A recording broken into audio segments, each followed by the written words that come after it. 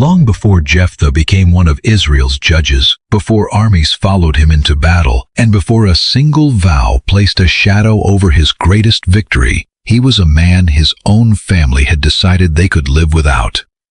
His story does not begin on a battlefield. It begins with rejection. And that matters, because the man who would eventually be asked to save Gilead was first driven away from it. The book of Judges takes us into one of the most unstable periods in Israel's history. Joshua was gone.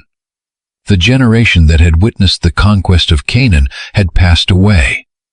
Israel possessed land, tribes, towns, memories of deliverance, and the covenant given through Moses, but the nation did not possess lasting unity. There was no permanent human king over Israel. Instead, the biblical record describes a repeated cycle. The people turned away from the Lord. Oppression followed. Suffering eventually drove them to cry out. God raised a deliverer. The land experienced relief. Then, after a time, the cycle began again. But this was not a mechanical pattern in which Israel sinned once, repented once, and immediately returned to peace. As Judges progresses, the spiritual condition of the nation appears to deteriorate.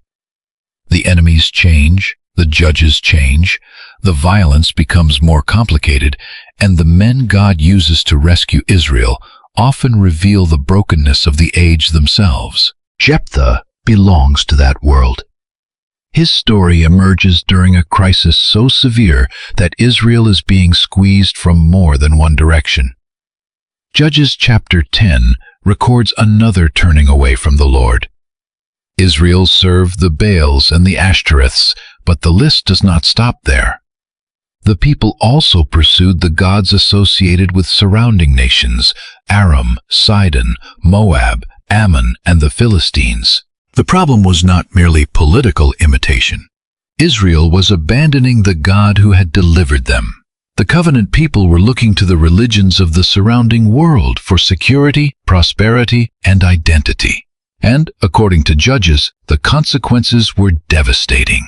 The Philistines pressed Israel from the west. The Ammonites crushed and oppressed Israelites east of the Jordan, particularly in the region associated with Gilead. For 18 years, the pressure continued. Imagine what 18 years means. Children could be born and nearly reach adulthood knowing nothing but insecurity. Families could watch harvest after harvest threatened. Settlements could live under the expectation that armed men might appear again. Leaders who once promised resistance could grow old without ending the crisis. This was not a sudden raid. It was a generation learning what defeat felt like, and the Ammonite threat did not remain safely east of the Jordan. Judges says that the Ammonites crossed the river to fight against Judah, Benjamin, and the house of Ephraim as well. The crisis was spreading. What had been a regional disaster was becoming a national danger. Finally, Israel cried out to the Lord. Their confession was direct. They had sinned against their God and served the Baals. But the response recorded in Judges is striking. God reminded Israel of its history.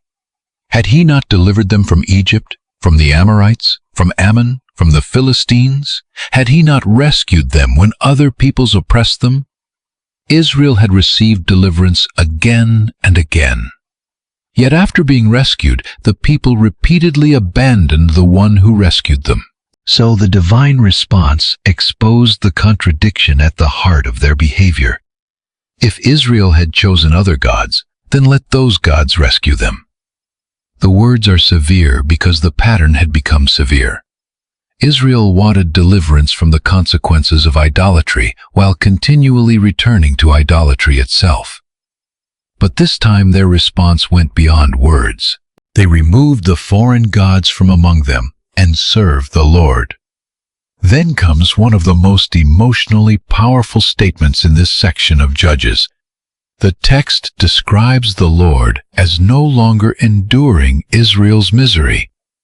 The nation had been unfaithful. Their suffering was connected to their rebellion.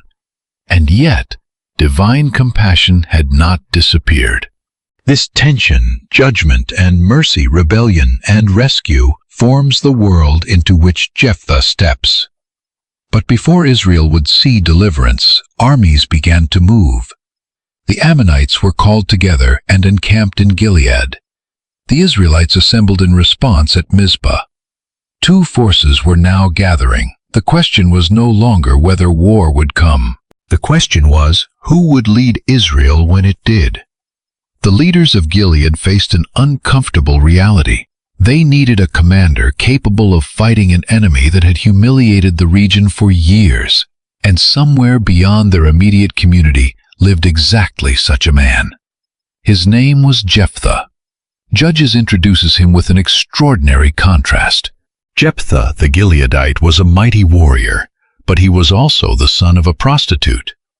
Those two facts stand side by side, strength and stigma, ability and rejection. A man with the qualities of a leader, born into circumstances that would be used against him. His father was named Gilead, apparently sharing the name associated with the region and clan. But Gilead also had sons through his wife. As those sons grew older, they made their position clear. Jephthah would not share in their inheritance. Their reasoning was based on his mother. He was their father's son, but not their mother's son, and they were determined that he would not receive a place among them as though he were equal. The biblical account does not describe a long legal hearing. It does not preserve an emotional conversation between Jephthah and his father.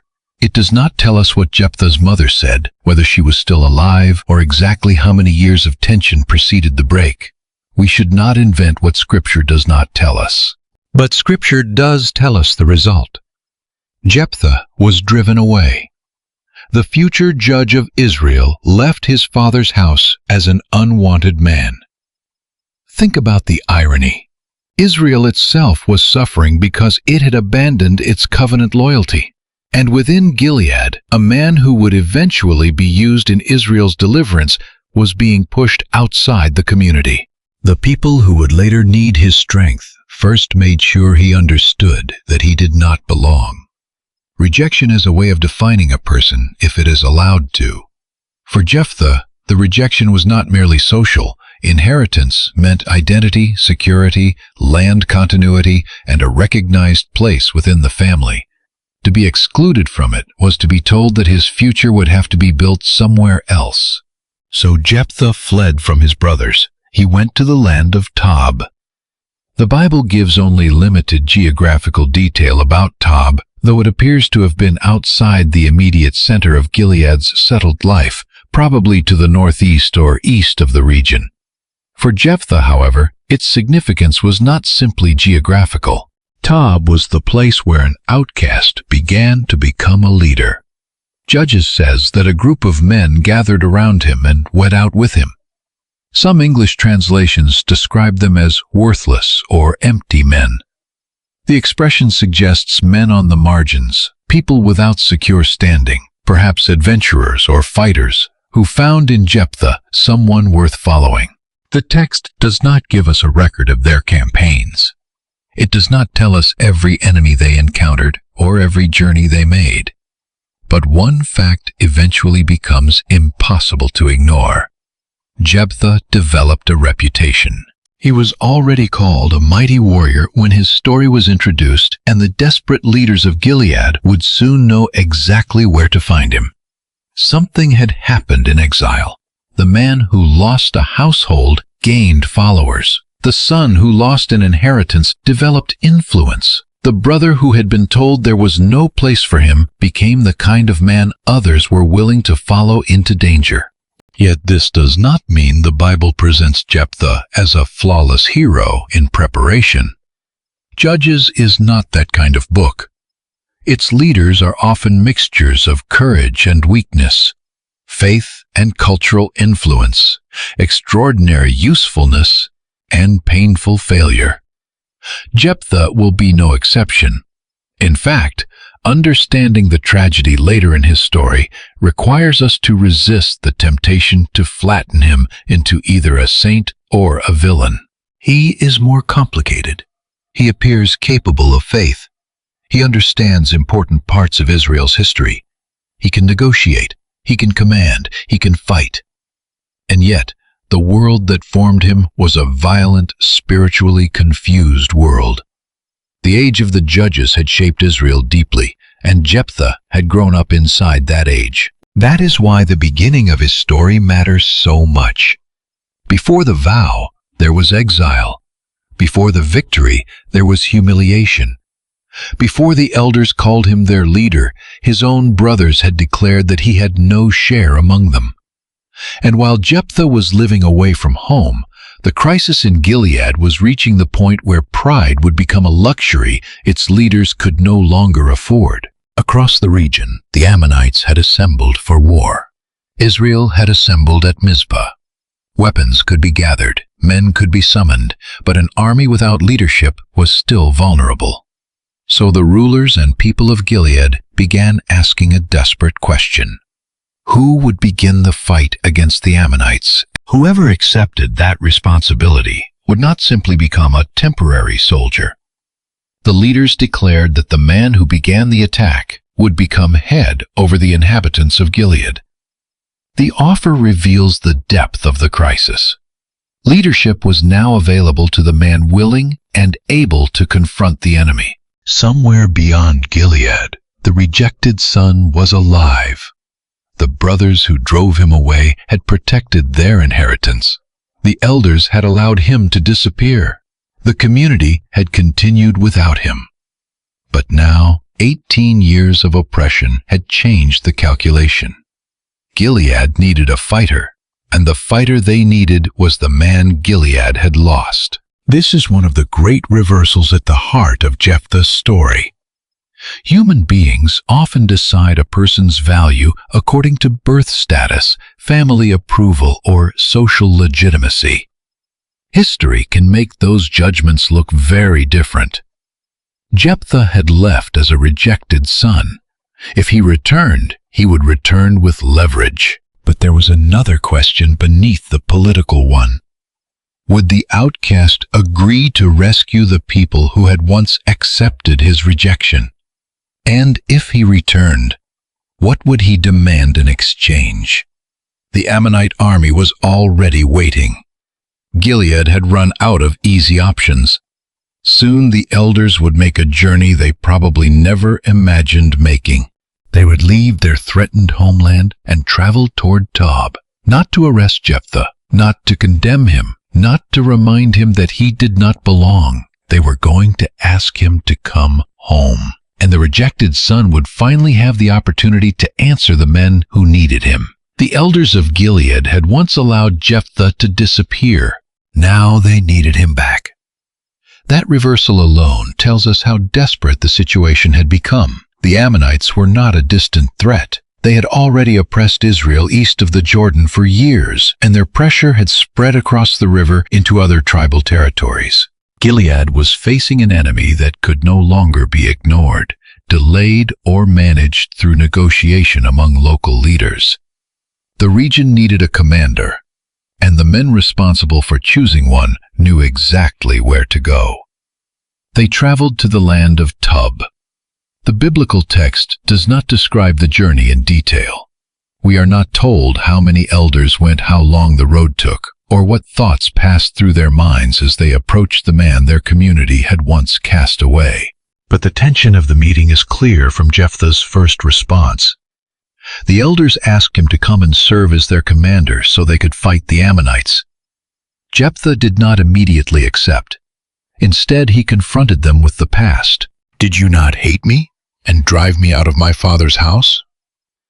The question is important because Jephthah refuses to pretend that his rejection never happened. Time had passed, circumstances had changed, but memory remained. Why, he asked, had they come to him now that they were in trouble? The words exposed the difference between being valued and being needed. When Jephthah had needed a place within Gilead, he had been driven away. Now that Gilead needed military strength, the elders had come looking for him. It would have been easy to portray this moment as simple revenge. But Jephthah does not send them away. He listens. And the elders make their position clearer. They tell him that precisely because of their crisis they have returned to him. If he comes with them and fights the Ammonites, he will become head over the inhabitants of Gilead. This was more than the temporary command they initially mentioned. The offer had grown. They were not merely asking Jephthah to fight one battle, they were offering him authority. For the rejected son, the meaning would have been impossible to miss. He had once been denied a share in his father's household. Now the leaders of the region were offering him leadership over Gilead itself. The reversal was almost complete. But Jephthah was careful. He asked them to confirm the arrangement. If they brought him back to fight the Ammonites, and if the Lord gave the enemy into his hands, would he truly become their head? Notice the wording. Jephthah does not speak as though victory will come from military ability alone. He is already describing success as something the Lord must give. This detail becomes especially significant later in his story because Jephthah is sometimes remembered almost entirely for his vow. But before that vow appears, Judges presents a man who recognizes God's role in deliverance. The elders swear that the Lord will be witness between them. They bind themselves to the promise. The man who once had no recognized place among them now possesses terms they are willing to affirm before God. Jephthah agrees. He returns with them, and Judges says that the people make him head and commander over them. This is not simply a private family reconciliation. There is no indication that Jephthah's brothers suddenly welcome him with affection or that the old wounds disappear. The biblical story is concerned with something larger. A man expelled from the household has returned to the region as its leader. The social outsider has become the military center of Gilead. But Jephthah does something else that deserves attention. At Mizpah, he speaks all his words before the Lord. The phrase suggests that the agreement is being placed in a sacred context. This was not merely a political contract between a warrior and desperate elders. Jephthah understood his leadership in relation to Israel's God. And now, for the first time, the man who had built his reputation outside Gilead stood inside the threatened region with recognized authority. Yet Jephthah did not rush directly into battle. This is one of the most overlooked features of his story. The man remembered as a warrior first attempted diplomacy. He sent messengers to the king of the Ammonites. The question they carried was simple in form, but serious in meaning. What issue existed between Ammon and Jephthah that had caused the king to come and fight against Jephthah's land? The wording reflects Jephthah's new position. He speaks as the representative leader of Gilead. The dispute is now his dispute. The threatened land is now described from the perspective of his responsibility. The king of Ammon responded with a historical accusation. He claimed that when Israel came out of Egypt, Israel had taken Ammonite territory, extending from the Arnon to the Jabbok and as far as the Jordan. Therefore, according to the king, Israel should restore the land peacefully. This was not merely an argument over recent raiding. It was a dispute about history. Who had possessed the land? Who had taken it? Who had the right to hold it now? The king of Ammon framed the conflict as the recovery of stolen territory. If his claim stood unchallenged, then Israel's presence in the region could be treated as illegitimate occupation. Jephthah responded with one of the longest speeches preserved from any judge in the book, and his answer reveals something essential about him. The warrior from Tob knew Israel's history. Jephthah sent messengers back to the Ammonite king and denied the accusation. Israel, he argued, had not taken the land of Moab or the land belonging to the Ammonites when coming from Egypt. Then he began to reconstruct the journey. Israel had traveled from Egypt into the wilderness. They eventually approached Edom and requested permission to pass through Edomite territory. The king of Edom refused. Israel also sent a request to the king of Moab. He refused as well. So Israel did not simply march through those territories by force. Instead, the people remained outside them and changed direction. They traveled through the wilderness, moved around Edom and Moab, and came east of Moab's territory. They camped beyond the Arnon without entering Moabite land because the Arnon marked a boundary. Then Israel sent messengers to Sihon, king of the Amorites. Again the request was for passage. Israel asked permission to cross his land in order to reach their destination. But Sihon did not trust Israel. Instead of allowing passage, he gathered his people and attacked. That battle changed the political geography of the region. According to Jephthah's argument, the land Israel later occupied had not been taken from Ammon. It had been controlled by the Amorite king Sihon when Israel fought him. Israel defeated Sihon and took possession of the Amorite territory extending through the region. This distinction was at the heart of Jephthah's case. The Ammonite king was demanding land that, in Jephthah's telling, Israel had not taken from Ammon in the first place. Jephthah was not simply shouting a religious slogan.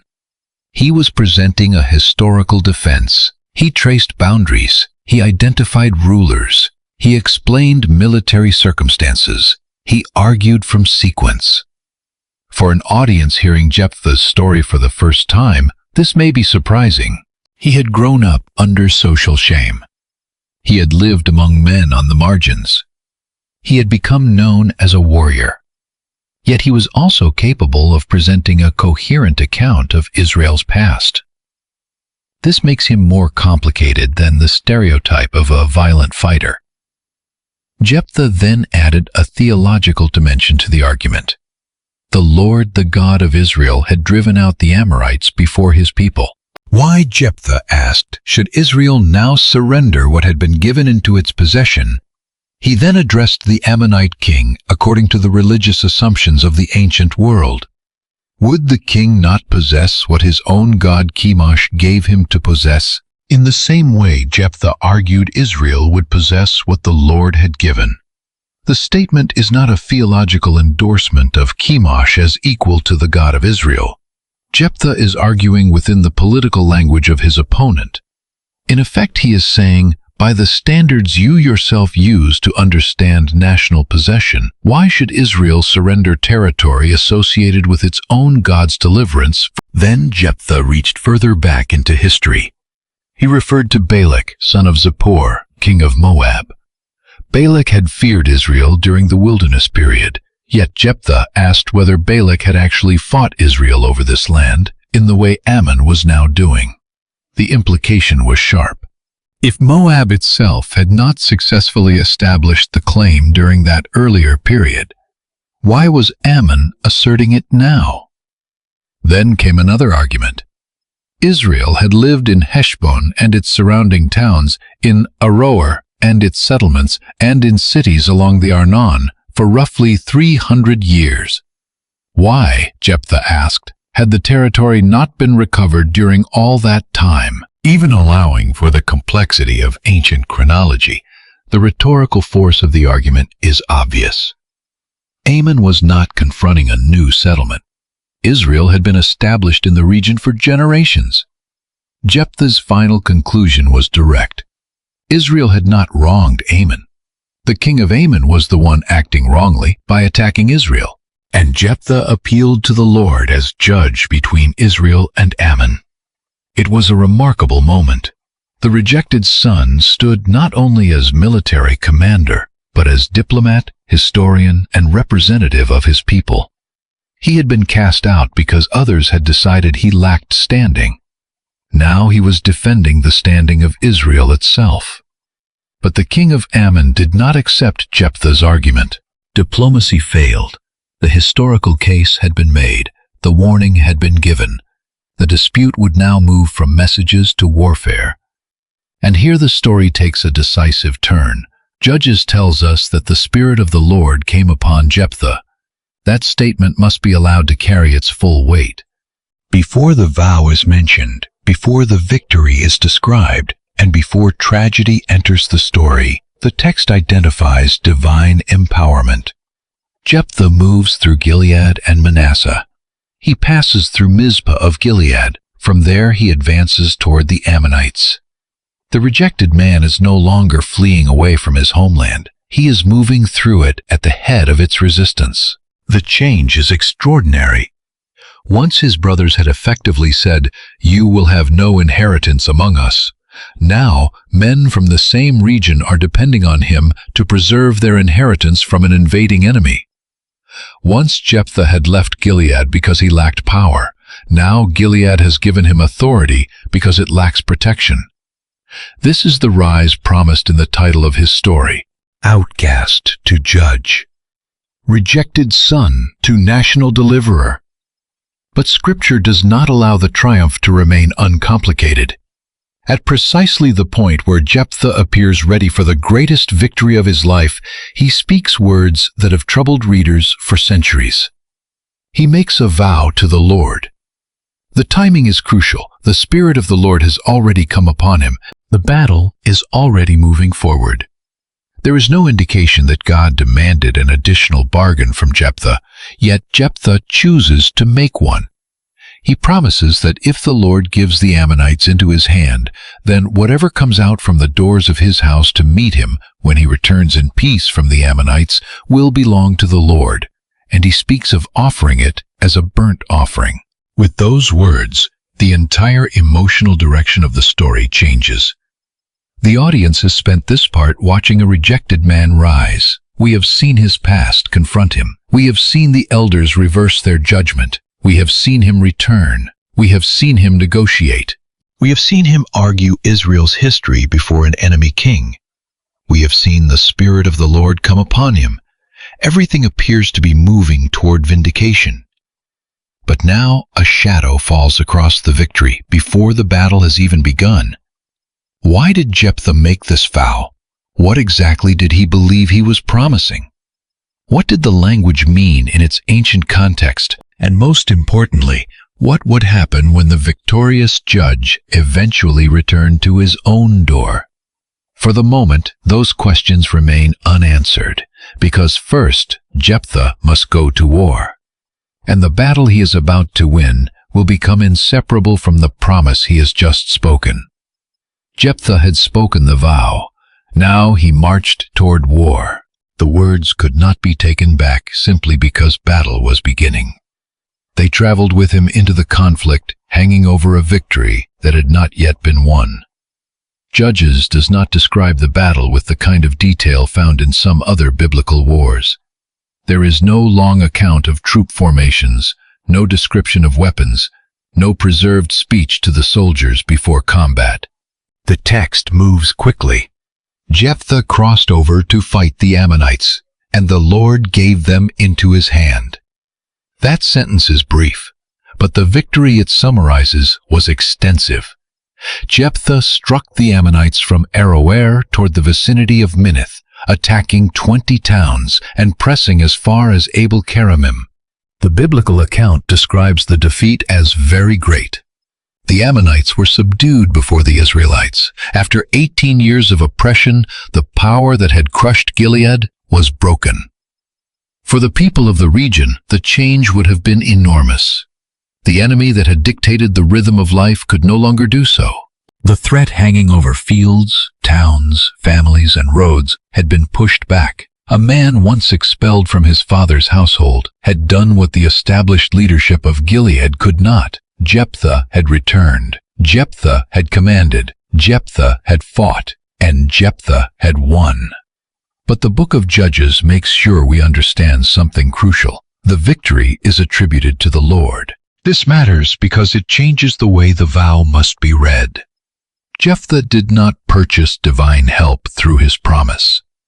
The narrative had already stated that the Spirit of the Lord came upon him before the vow was made.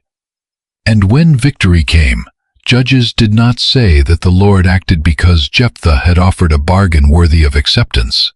It simply says that the Lord gave the Ammonites into his hand. The deliverance was real.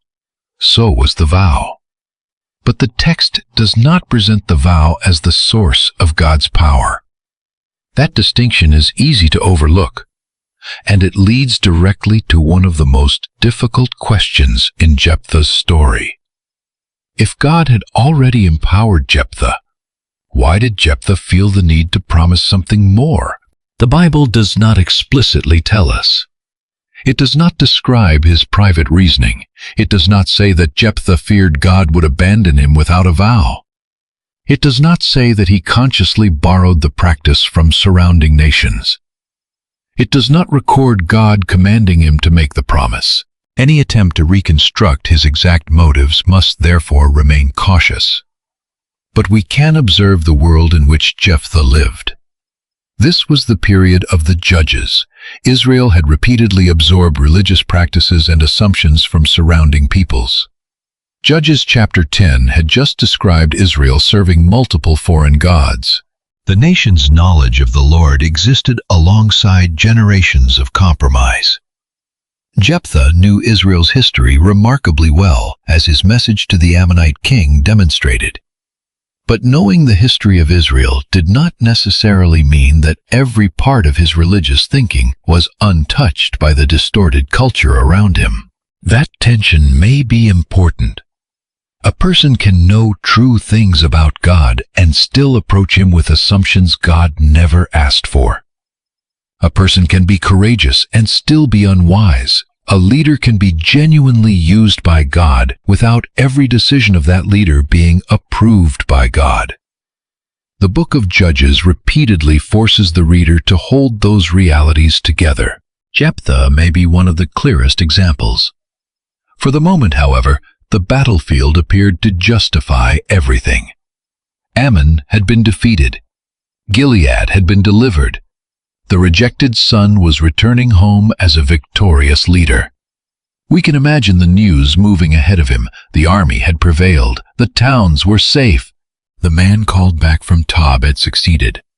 The elders who had promised him leadership had chosen the right commander. For Jephthah, this should have been the moment when rejection was finally overturned by triumph. He was not returning as the unwanted son who had fled from his brothers. He was returning as the judge who had broken Ammonite oppression.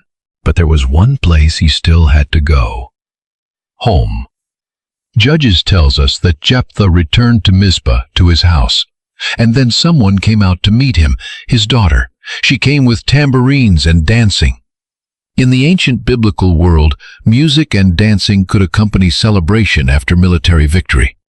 Similar scenes appear elsewhere in Scripture when communities welcome those returning from battle. Jephthah had won.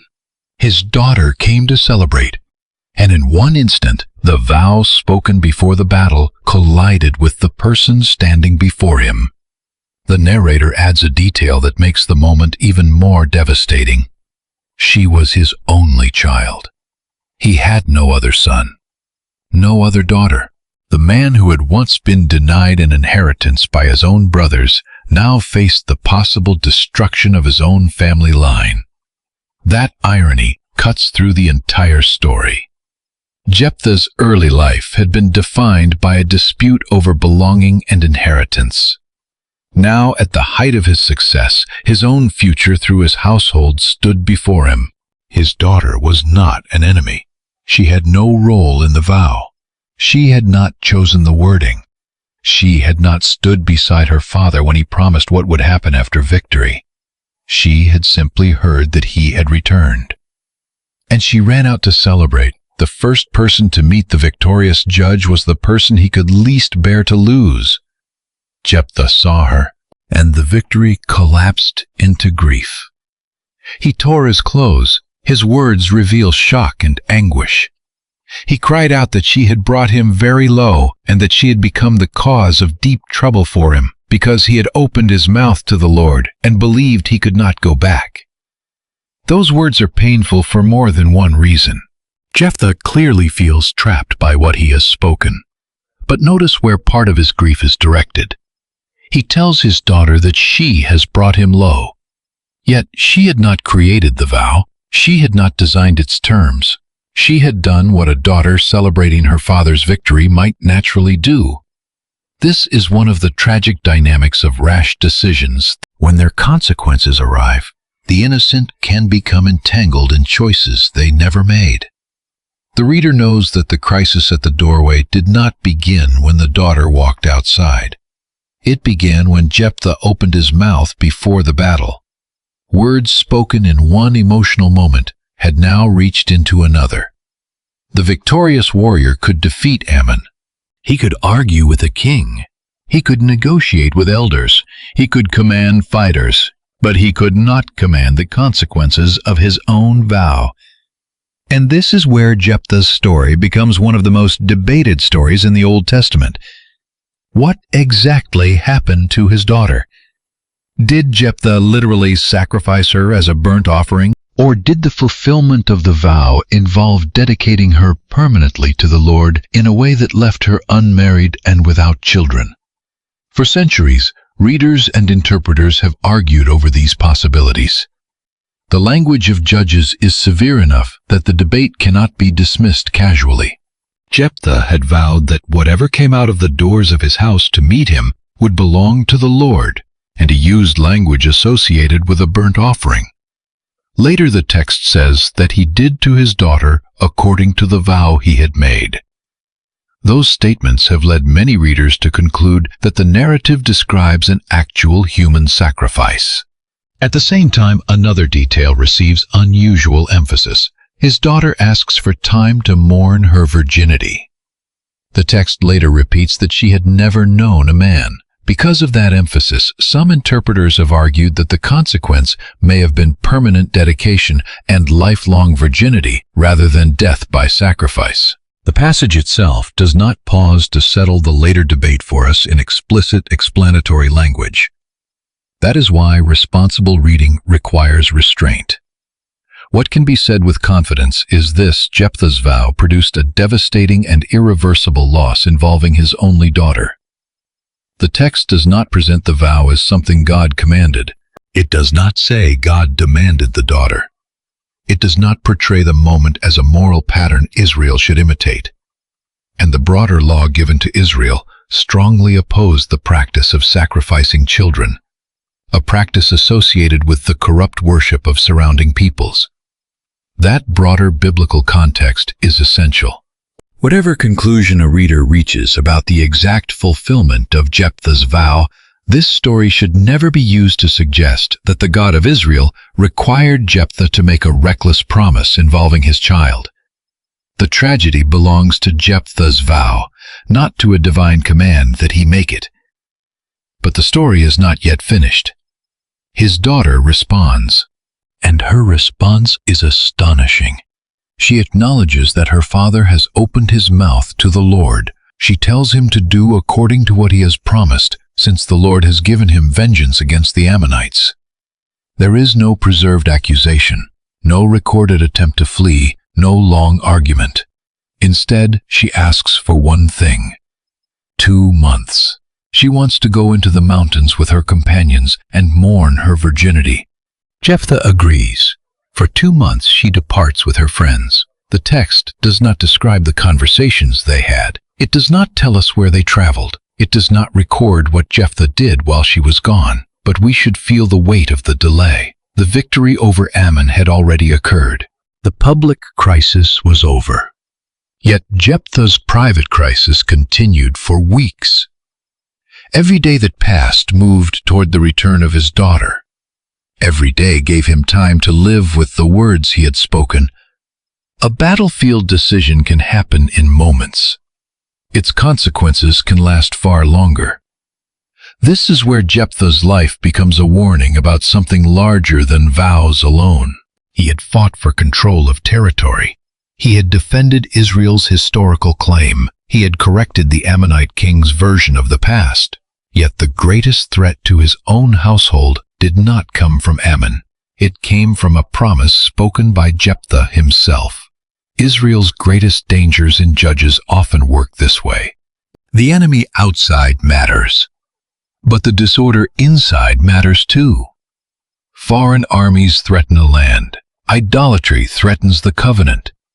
Tribal pride threatens unity, and flawed judgment threatens families. The book of Judges is increasingly revealing a nation capable of being delivered from enemies without being fully delivered from the patterns destroying it from within. Jephthah embodies that tension. He was unquestionably useful in Israel's deliverance. His military victory was real.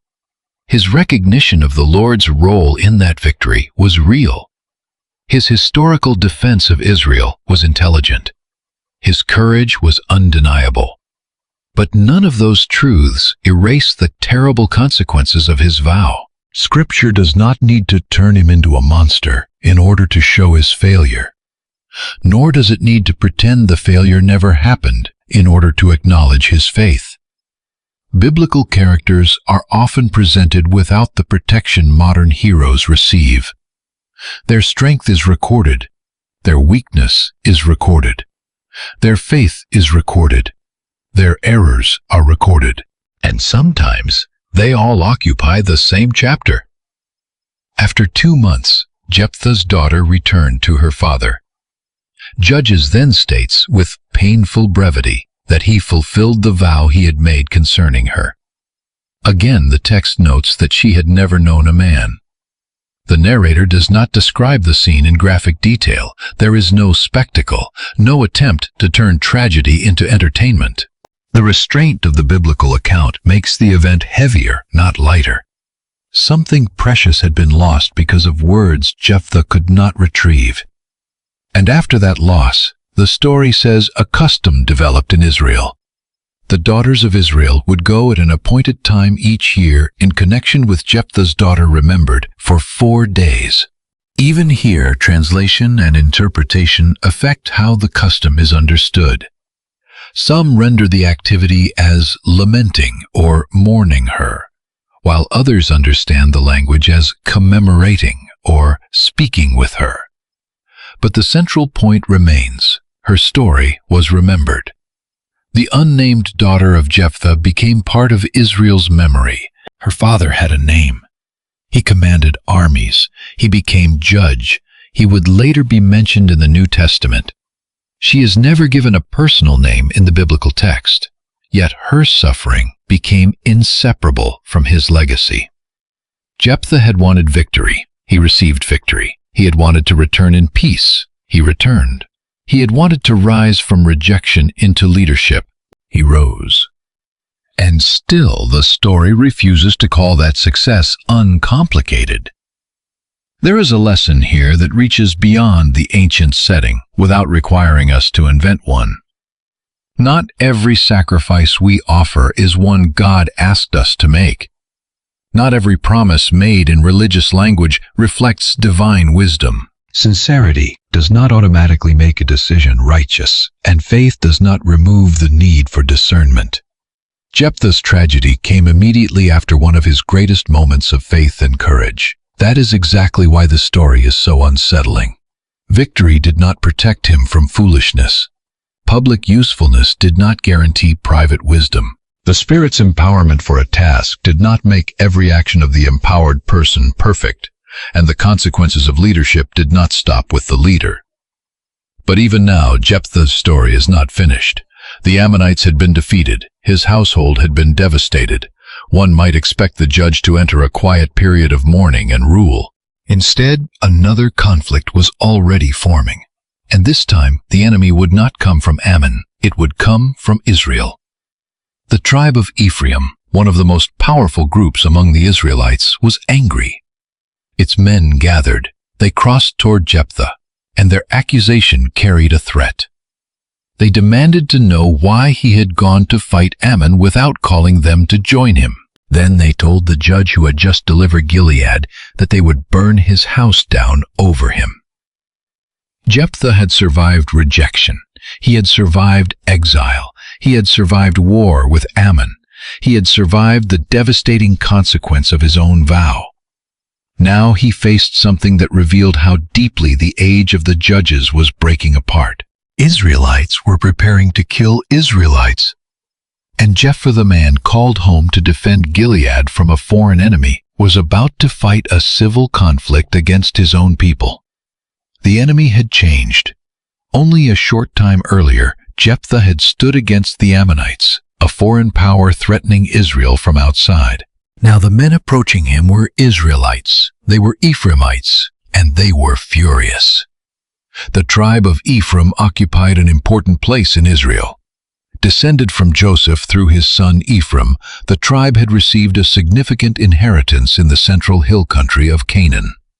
Joshua himself had come from Ephraim. The tabernacle had been established for a time at Shiloh, within Ephraimite territory. The tribe possessed history, influence, and a strong sense of its place among the people of Israel. This was not the first time Ephraim had challenged one of Israel's deliverers. Earlier in Judges, after Gideon's victory over Midian, the men of Ephraim had confronted Gideon because he had not initially summoned them to battle. Gideon responded with diplomacy. He praised what Ephraim had accomplished. His careful words calmed their anger. Jephthah would face a similar accusation, but this time the outcome would be very different. The Ephraimites crossed over toward Zaphon and confronted Jephthah. Their complaint was simple. Why had he gone to fight the Ammonites without calling them to join him? Then their anger turned into a threat. They declared that they would burn Jephthah's house down over him. It was a shocking escalation. The foreign war had ended. Israel had been delivered from Ammonite oppression. Yet, instead of celebrating together, one Israelite tribe was threatening the very man whose leadership had helped secure that deliverance. The book of Judges is showing us something deeper than a disagreement over military participation. Israel's external enemies were only part of the problem. The tribes themselves were becoming increasingly divided. Jephthah answered Ephraim's accusation directly. According to his response, he and his people had been in a serious conflict with the Ammonites, and he had called Ephraim for assistance. But Jephthah said they had not rescued him from the enemy. When he realized that no help was coming, he placed his life in his own hands and crossed over against Ammon, and the Lord gave him victory. So why, Jephthah asked, had Ephraim now come against him to fight?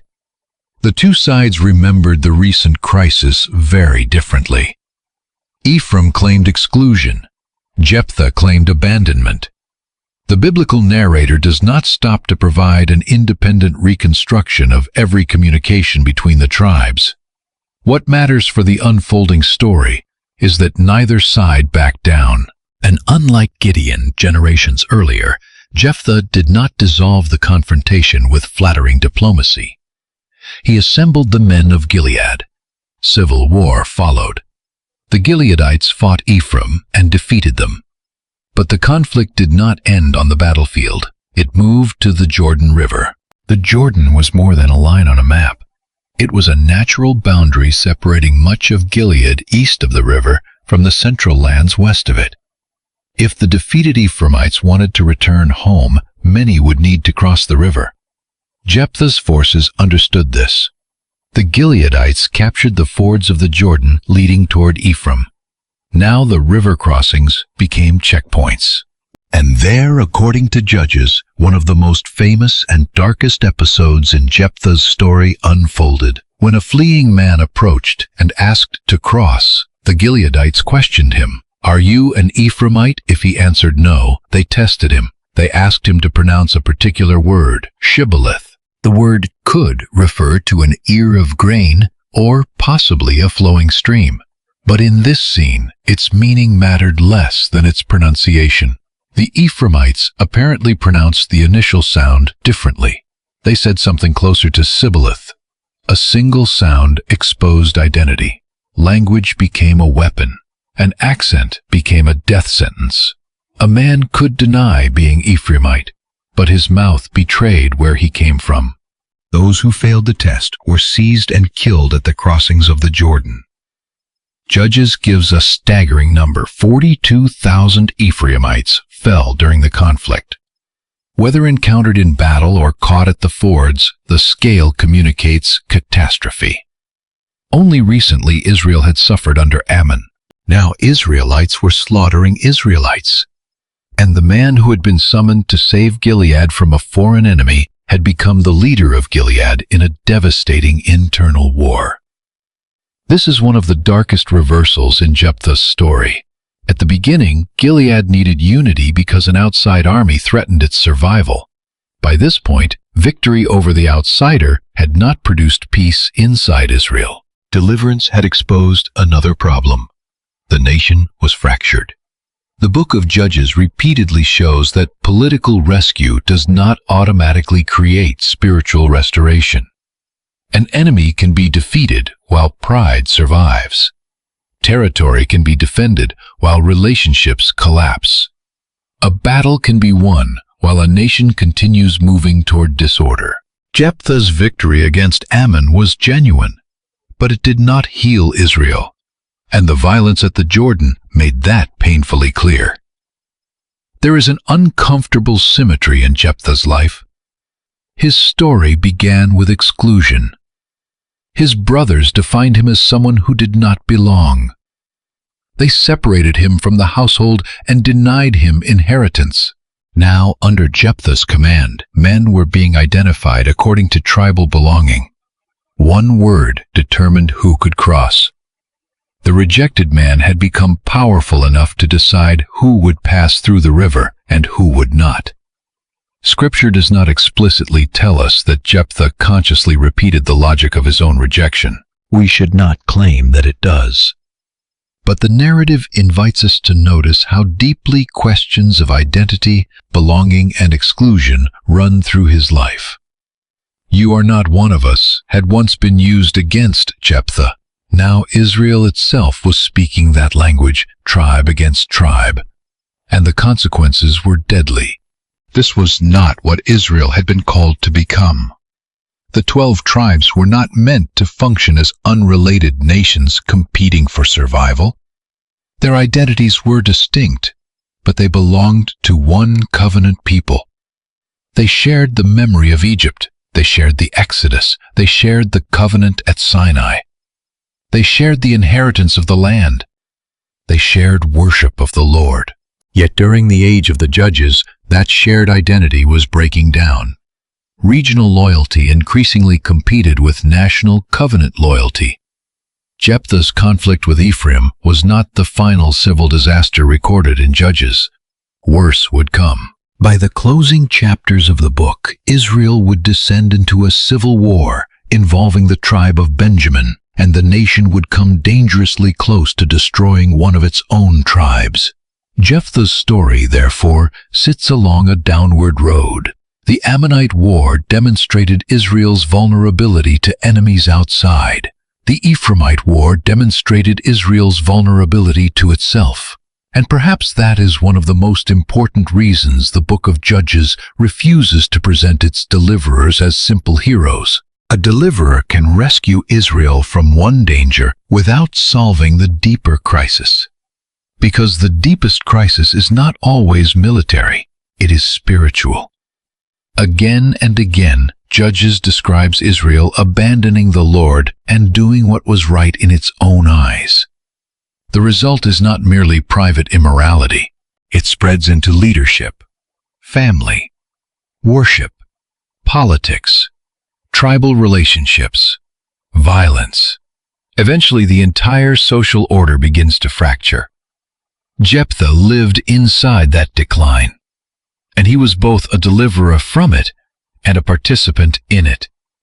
That tension makes him difficult to categorize. Was Jephthah a man of faith? The Bible gives us reason to say yes. He spoke repeatedly of the Lord. He recognized that victory must come from God. He placed his leadership agreement before the Lord. He defended Israel's history in terms of divine action. The Spirit of the Lord came upon him.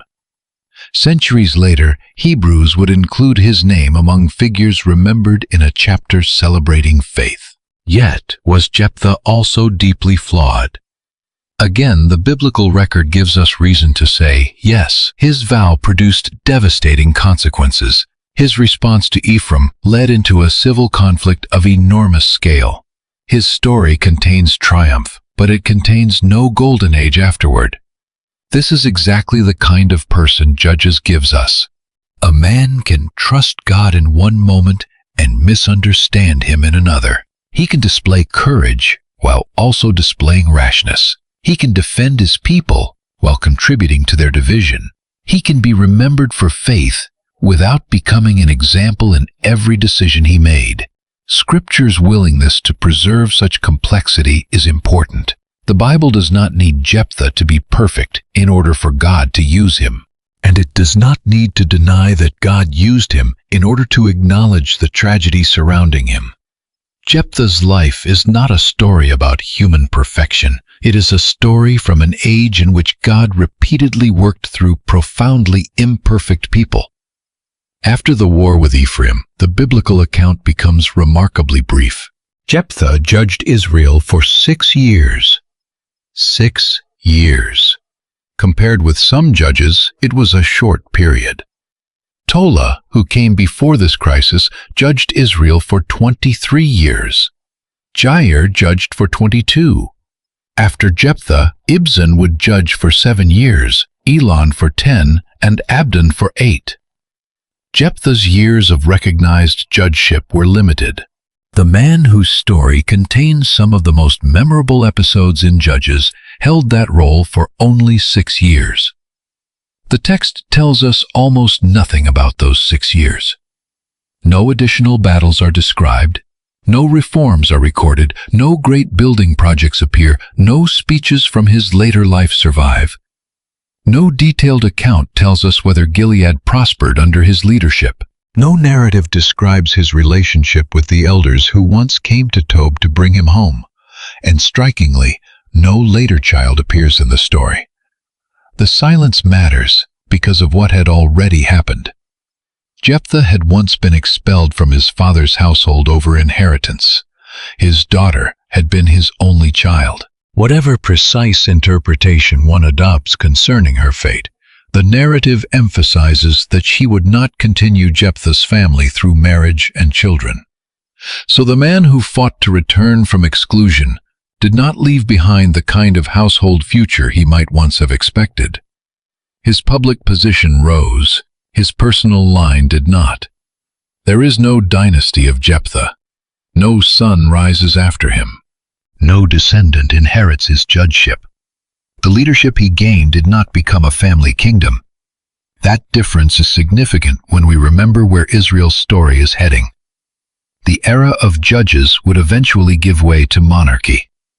Israel would ask for a king. Saul would rise, then David, and the question of dynasty, who would inherit the throne, would become central to Israel's future. Jephthah stands before that development. He becomes head over Gilead, but only for a time. He delivers judges and disappears. After 6 years, Jephthah dies. Judges says that he was buried in the towns of Gilead, though ancient textual details and translations differ in how the burial location is expressed. The larger point is clear.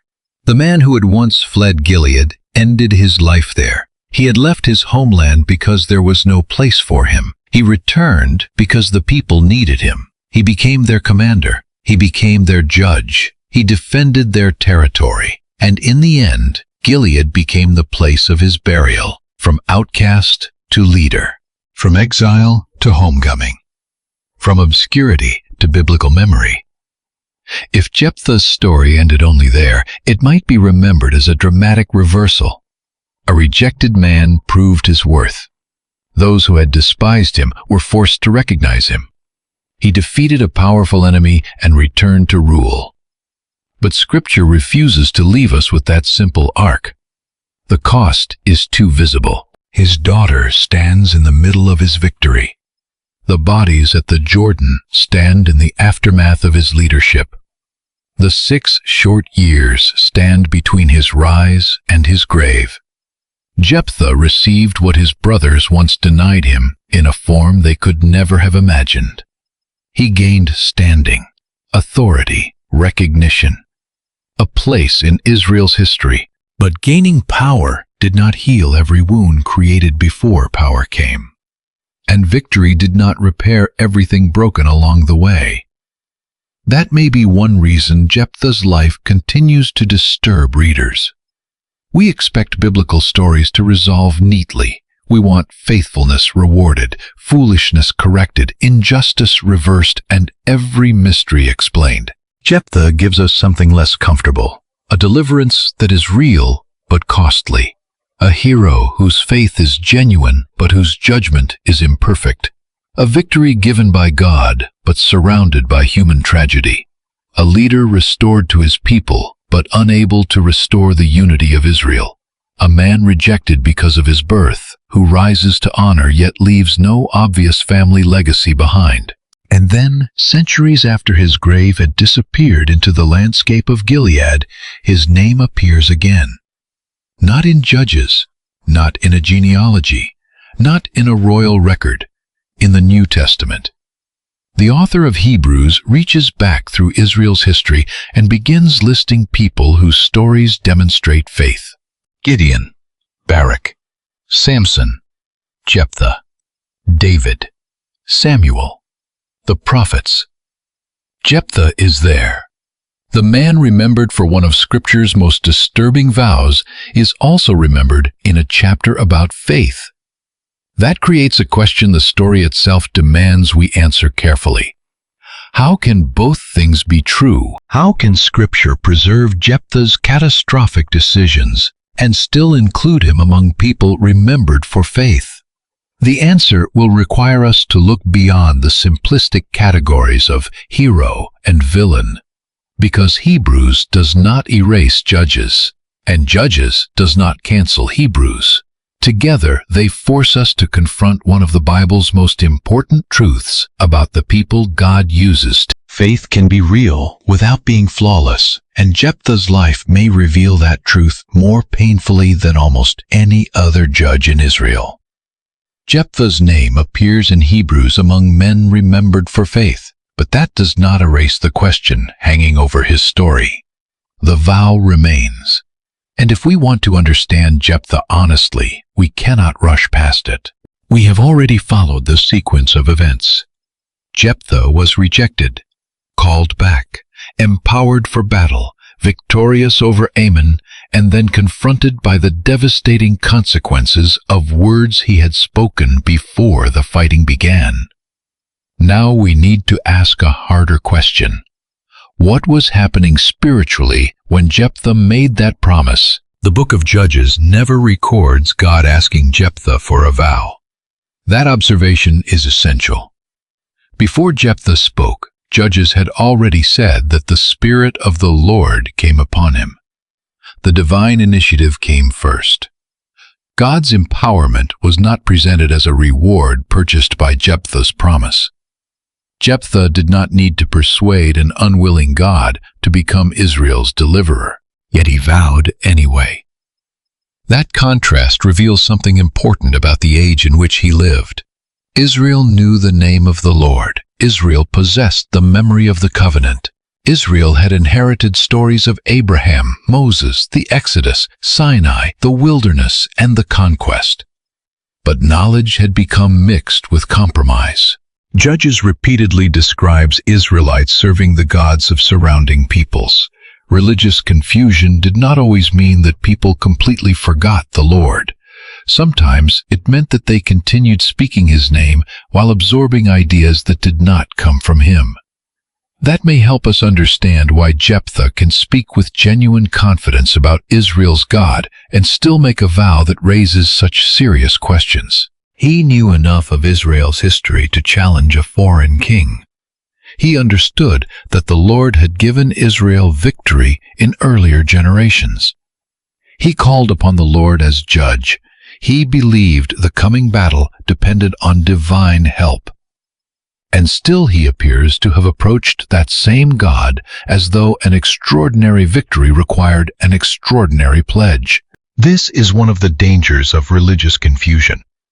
A person can believe in the true God while carrying false assumptions about what that God requires. The law of Moses had already established careful teaching concerning vows. Vows were serious. An Israelite was not supposed to speak lightly before God and then treat the promise as meaningless. But seriousness about keeping vows did not mean every possible vow was automatically righteous. The Torah also contained boundaries concerning worship.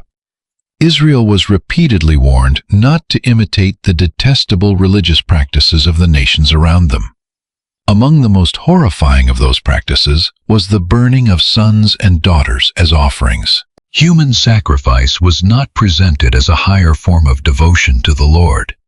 It belonged to the very world of corruption Israel had been commanded to reject. That context makes Jephthah's vow even more troubling if its wording is understood to mean that he intended a literal burnt sacrifice of whatever person came out to greet him.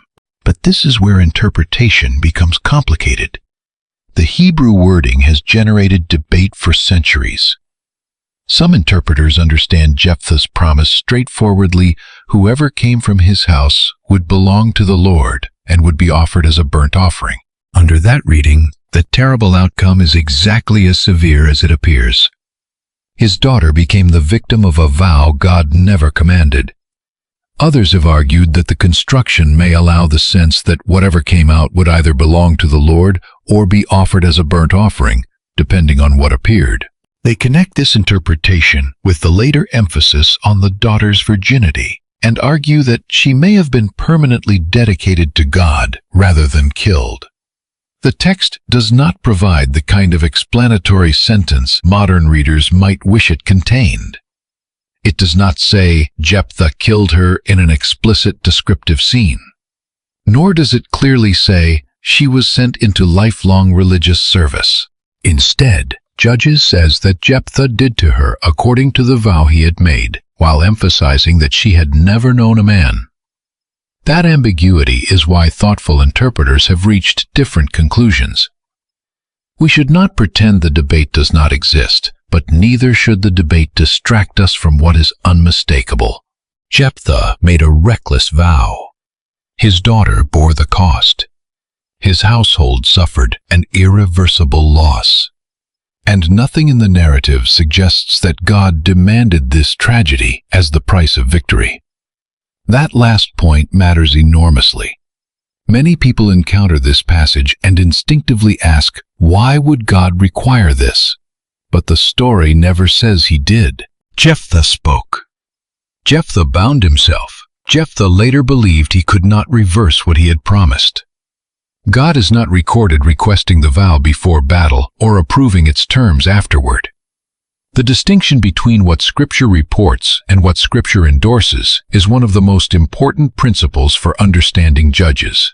Judges contains murder, betrayal, idolatry, civil war, sexual violence, political manipulation, tribal hatred, and increasingly disastrous leadership.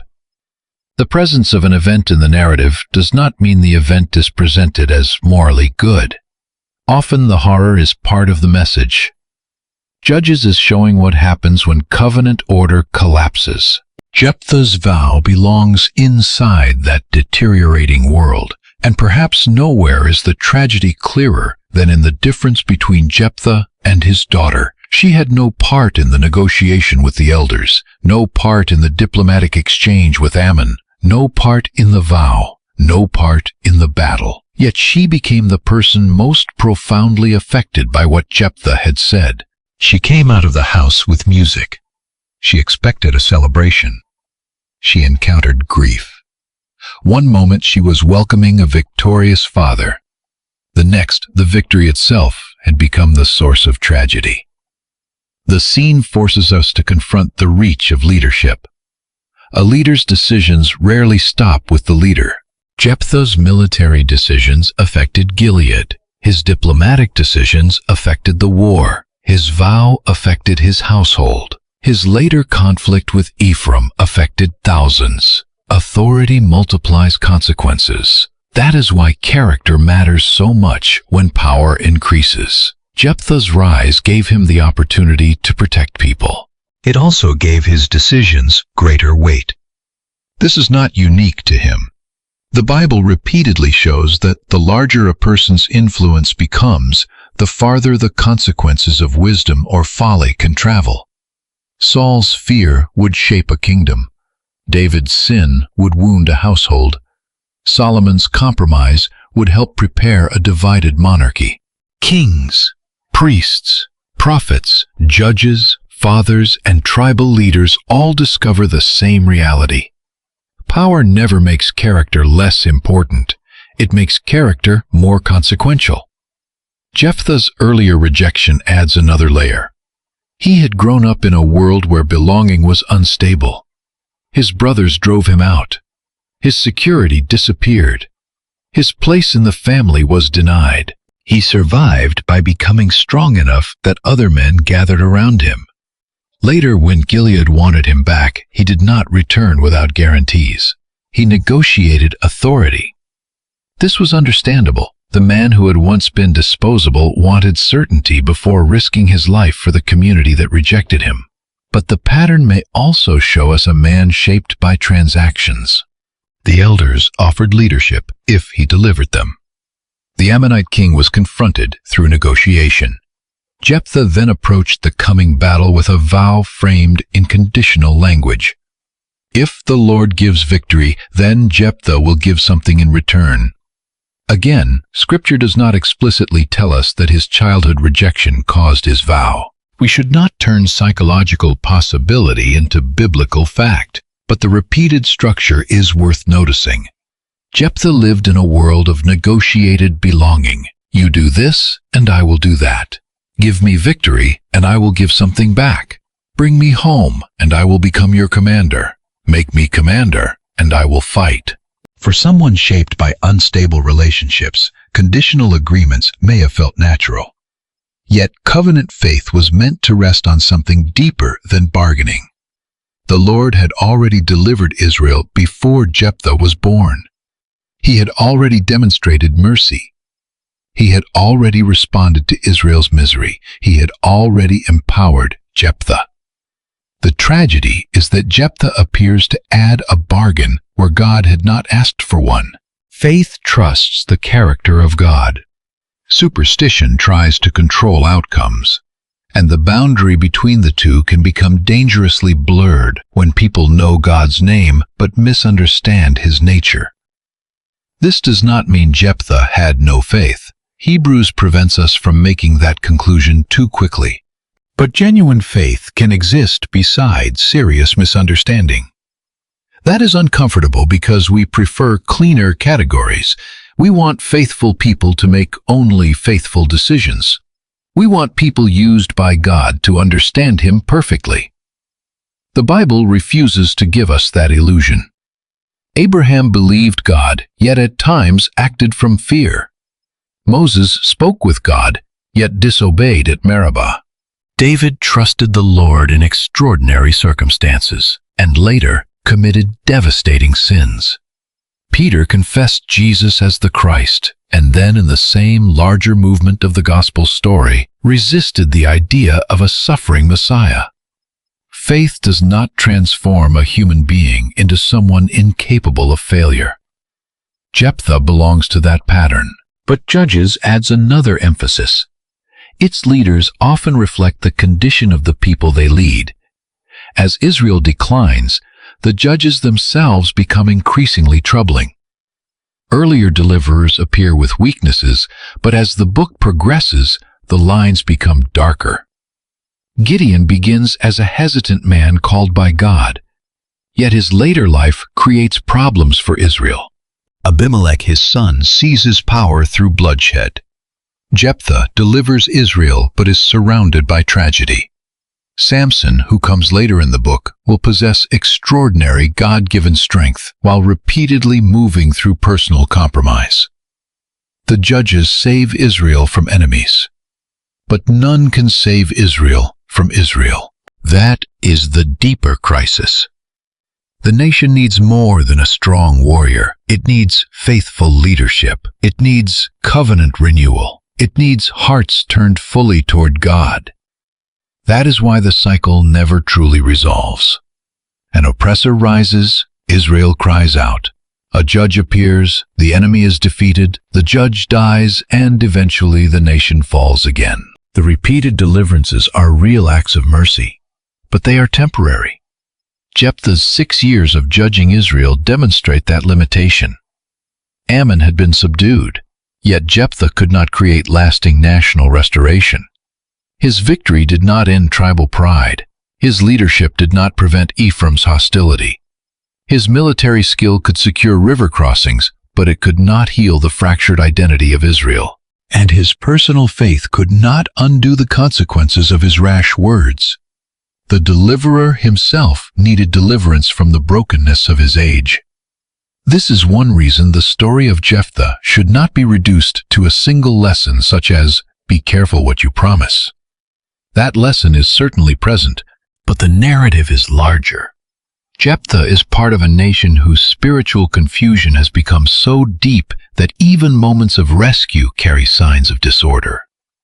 Israel's enemies are real, but Israel's greatest long-term problem is covenant unfaithfulness.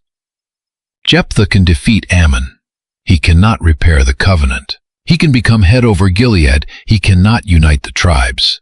He can speak accurately about Israel's history. He cannot guarantee that his understanding of worship is equally accurate. He can lead warriors. He cannot escape the consequences of his own words. The hero is insufficient. And that may be one of the theological functions of Judges as a whole. Again and again, the book raises hopes around a deliverer. Again and again, those hopes prove temporary. Israel needs someone greater than the judge currently on the battlefield. The book does not allow the reader to settle comfortably around human strength. Every rescue eventually reveals another need. Jephthah's story therefore stands as both deliverance and warning. His faith matters. His courage matters. His victory matters. But so does his failure. And perhaps the most striking proof of this complexity comes from his daughter herself. She is unnamed, yet she becomes one of the most memorable figures in the narrative. Her identity is preserved through relationship, Jephthah's daughter, but her response gives her a moral presence far larger than her brief appearance. She accepts the seriousness with which her father views the vow. She requests time. She goes with her companions, and Israel remembers her. The victorious judge receives 6 years of leadership. The daughter receives 4 annual days of remembrance in the tradition described by Judges. There is an irony there. Jephthah fought to preserve Israel's territory. Yet part of what Israel remembered from his story was not merely the land he saved, it was the daughter affected by his promise. Victory is not the only thing history remembers. Sometimes history remembers the cost. And the cost forces a question that reaches far beyond Jephthah. What kind of devotion does God actually desire?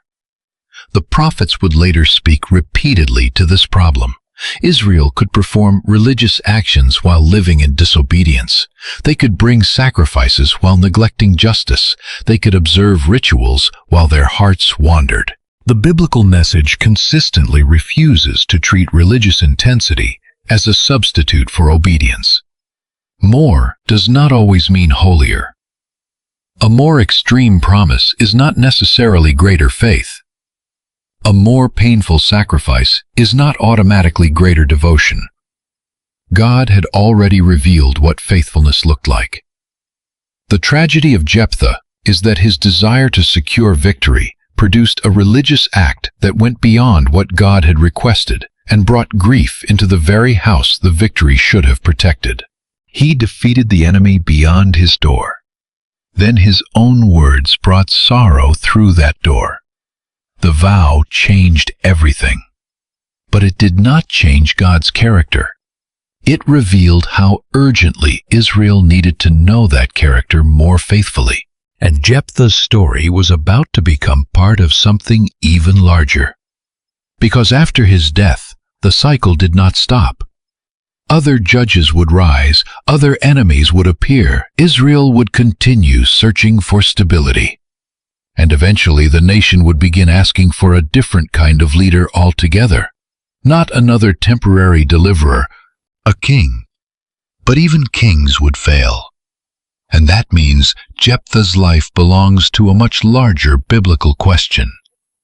If warriors cannot save Israel permanently, if judges cannot end the cycle, and if human leaders themselves carry the brokenness of the people they lead, then where will lasting deliverance come from? The answer lies far beyond Gilead. But the need for that answer can already be seen in the life of the outcast who became a judge. Jephthah was dead, but the question created by his vow refused to die with him. His 6 years as judge ended quietly in the biblical record. There is no grand farewell speech, no son appears to inherit his authority, no monument is described. No final battlefield gives him one last triumph. Judges simply moves on. Another judge rises, another generation continues. Yet readers do not move on so easily, because Jephthah's story leaves behind a problem that cannot be solved merely by saying that he was brave, or that he was flawed, or even that he had faith. The deeper question is this: what happens when sincere devotion becomes separated from clear obedience? That is where Jephthah's story reaches beyond one man. And to understand the full weight of his vow, we have to place it beside what Israel had already been taught. Vows were not foreign to biblical worship. The law allowed people to make vows to the Lord. A person could voluntarily promise something beyond an ordinary obligation. Such a vow was serious precisely because it was voluntary. Once spoken, it was not supposed to be treated casually. Numbers warns that when a man makes a vow to the Lord, he must not break his word. Deuteronomy similarly teaches that if someone makes a vow, that person should not delay fulfilling it. The principle is clear. Do not invoke the name of God lightly. Do not promise what you have no intention of doing. Do not turn worship into empty speech. But that principle was never meant to imply that every possible promise became morally acceptable simply because it had been spoken. That distinction is essential. The God of Israel had also given commands about what could and could not be offered. Israel was not free to invent its own form of worship and then defend it by saying, "But we promised." Obedience to one command could not be used as an excuse to violate another. This becomes especially important when we consider human sacrifice. The law repeatedly separates Israel from practices in which sons and daughters were offered in fire. Deuteronomy warns Israel not to imitate the worship of the nations, because those nations did things the Lord hated, including burning their sons and daughters as sacrifices. Later biblical history would show how serious this prohibition was. When kings of Israel and Judah adopted such practices, the biblical writers did not praise them for extreme devotion, they condemned them. The point is crucial for Jephthah. If his vow ended in literal human sacrifice, then fulfilling the vow would not transform the act into obedience. A sinful promise does not become righteous because the speaker is determined to keep it. That may sound obvious, but Jephthah's story exposes how dangerous religious language can become when a person believes that intensity is the same as faithfulness. "I promised God" can sound deeply spiritual, but the more important question is, did God ask for this? Was the promise consistent with what he had already revealed? That is why the order of events in Judges 11 matters so much. First, the Spirit of the Lord came upon Jephthah. Then Jephthah made the vow. The divine empowerment preceded the bargain. The text does not portray a reluctant God waiting for Jephthah to make the right offer. God had already acted. Jephthah added something. And that addition became the source of tragedy. Perhaps no detail better reveals the difference between grace and bargaining. Grace begins with what God gives. Bargaining begins with the fear that we must offer enough to secure what we need. Israel's entire history should have taught the difference. When Israel cried out under Egyptian slavery, they did not purchase the Exodus. God heard. God remembered his covenant. God acted. At the Red Sea, Israel did not pay for the waters to open. In the wilderness, manna was not bought with an extraordinary vow. When the Lord had previously raised judges, deliverance came because of divine mercy toward an oppressed people. And in Jephthah's own generation, judges had already described God responding to Israel's misery after the people put away foreign gods. The movement toward deliverance had begun before Jephthah promised anything. This makes the vow not more understandable, but more tragic. Jephthah attempted to secure with a promise what God had already begun to provide through mercy. And that raises another question. Why did he not know better? Again, Scripture does not give us direct access to his private mind, but it gives us the spiritual atmosphere of his generation. Israel had lived among surrounding peoples for centuries. Foreign worship had repeatedly entered Israelite life. Judges 10 specifically describes the people serving an astonishing range of other gods. This was not merely an intellectual problem. Religious practices shape how people imagine the divine. If surrounding cultures approached their gods through manipulation, bargains, costly offerings, and desperate rituals, Israelites who absorbed those cultures could begin speaking of the Lord while thinking about him through patterns he had never authorized. That is one of the darkest features of syncretism. A person may keep the right name while changing the character behind the name. The Lord becomes treated like one more territorial deity. Worship becomes a negotiation. Sacrifice becomes leverage. Faith becomes a transaction. Jephthah's speech to the king of Ammon showed that he understood important truths about Israel's God and history. But accurate history does not automatically produce mature theology. A person can know what God has done without fully understanding what God desires. And Jephthah lived in an age when Israel's spiritual memory was badly fragmented. This is why his story cannot be separated from Judges as a whole. The tragedy is not simply that one man made one foolish promise. The tragedy is that Israel had become the kind of society in which such confusion could exist alongside genuine faith. The nation possessed covenant truth, but covenant truth was no longer shaping every part of national life. And the disorder appears everywhere. Gideon created an ephod that became a snare. Abimelech turned leadership into violent self-promotion. Jephthah combined faith with a disastrous vow. Samson would be set apart for God and yet repeatedly pursue his own desires. By the end of Judges, the moral collapse would become horrifying. The book is not telling us that God failed to deliver. It is telling us that temporary deliverance could not solve a deeper problem of the human heart. A military victory could remove Ammon. It could not remove idolatry. A strong judge could defeat enemies. He could not permanently transform Israel. Jephthah's life therefore becomes part of a larger biblical argument. Israel needed more than rescue from circumstances. It needed faithful leadership. More than that, it needed inward faithfulness. The enemy was not always across the border. Sometimes the enemy was the compromise already living inside the covenant community. That becomes painfully clear when we return to Jephthah's daughter. The Ammonites never touched her. No foreign soldier entered Jephthah's house. No invading king ordered her death or separation.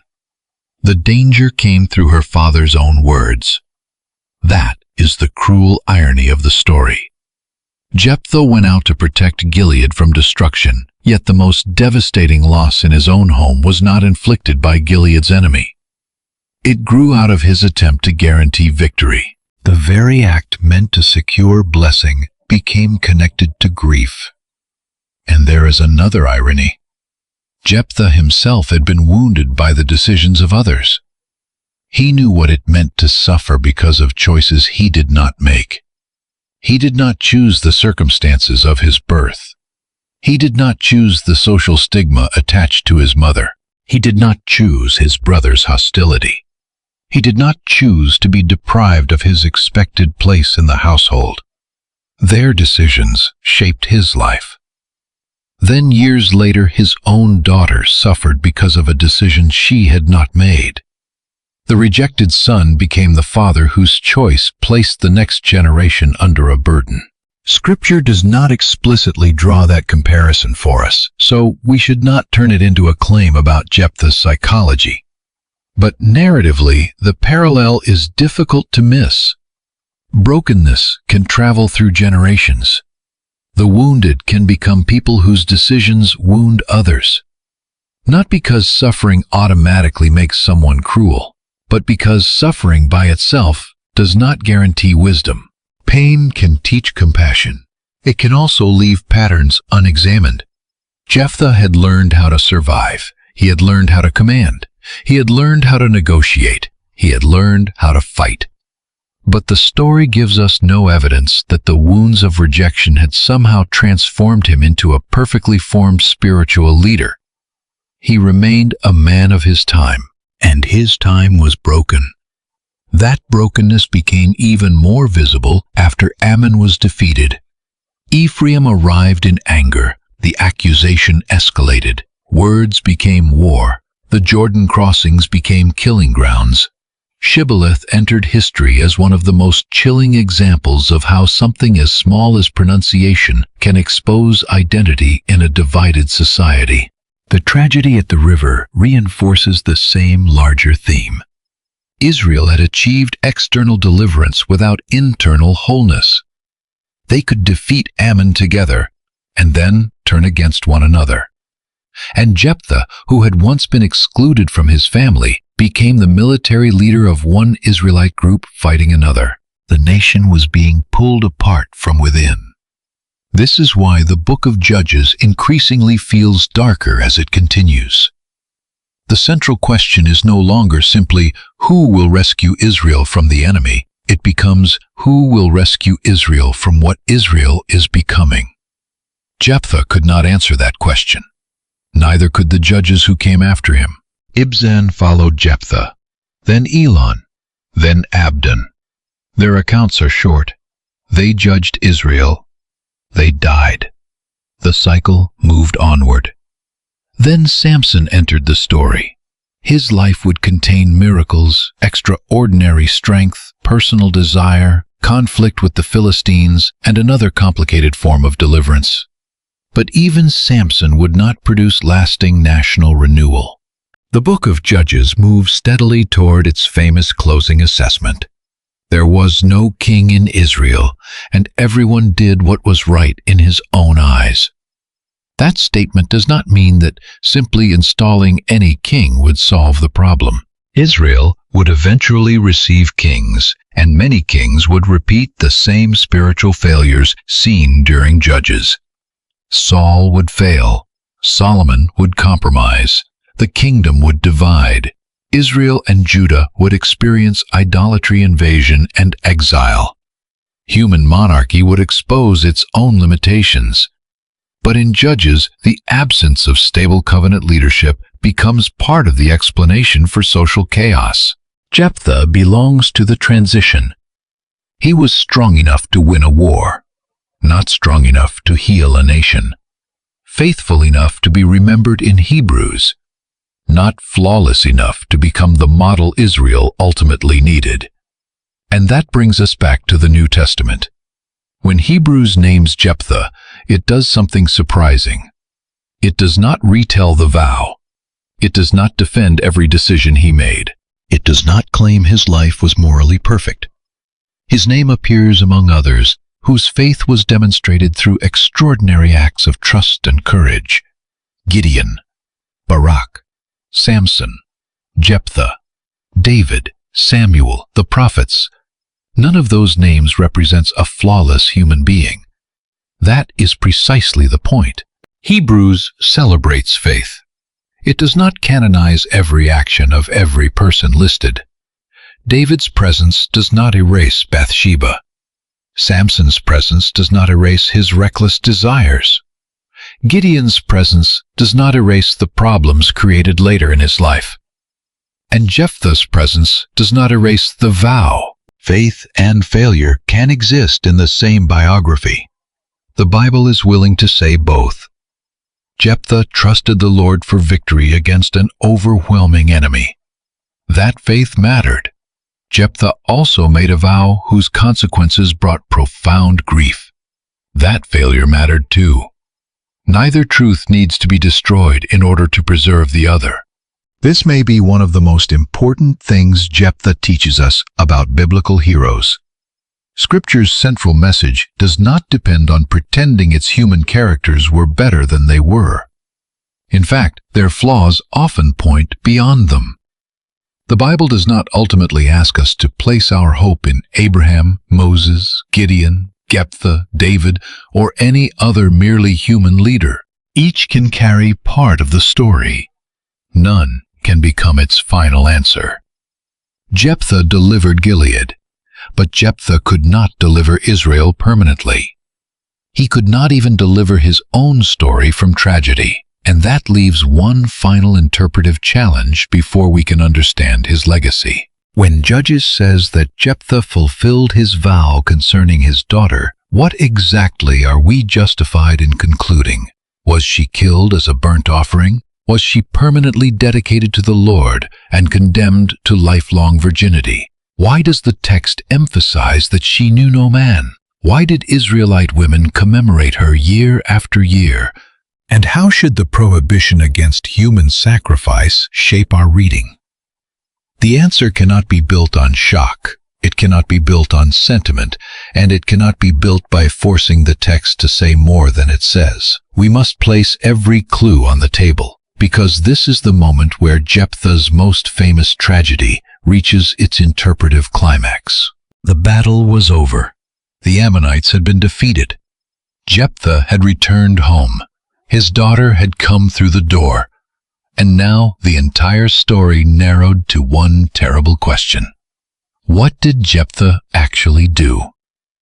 For generations, this passage has troubled readers because Judges gives us enough detail to feel the weight of the tragedy, but not enough detail to remove every interpretive question. The text is brief. Jephthah made a vow. His daughter came out to meet him. She was his only child. She asked for 2 months to mourn her virginity. She returned. And Judges says that Jephthah did to her according to the vow he had made. Then once again the text emphasizes that she had never known a man. Those words have produced 2 major interpretations. The first is the traditional and more severe reading. Jephthah literally sacrificed his daughter as a burnt offering. The second argues that she was permanently dedicated to the Lord, living the rest of her life unmarried and childless.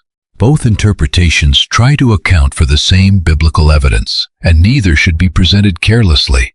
Begin with the strongest argument for the literal sacrifice interpretation. Jephthah's original vow used unmistakably sacrificial language. He promised that whatever came out from the doors of his house to meet him after victory would belong to the Lord, and he spoke of offering it as a burnt offering. In the normal sacrificial vocabulary of the Old Testament, a burnt offering involved something placed upon an altar and consumed.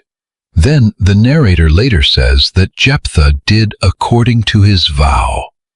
If we read those statements in their most straightforward sequence, the conclusion appears horrifyingly clear. He promised a burnt offering. His daughter came out. He fulfilled the vow. This is why many interpreters throughout history have understood the passage as describing actual human sacrifice. That interpretation also fits the moral darkness developing throughout Judges. The book is not moving toward a healthier Israel. It is moving toward deeper disorder. Religious confusion increases. Violence increases. Tribal division increases. The distinction between Israel and the surrounding nations becomes increasingly blurred in behavior. If Jephthah performed a human sacrifice, the event would demonstrate just how deeply the corruption of the age had entered Israel's thinking. A man empowered by the Lord could nevertheless misunderstand the Lord so severely that he imitated something God had explicitly forbidden. That possibility is disturbing. But Judges is meant to disturb us. This is the same book that will eventually describe atrocities so severe that the reader is meant to ask what Israel has become. Jephthah's vow would fit that downward movement. There is also the reaction of Jephthah himself. When he sees his daughter, he tears his clothes. His grief is immediate and extreme. This does not sound like a minor inconvenience. It sounds like catastrophe. She was his only child.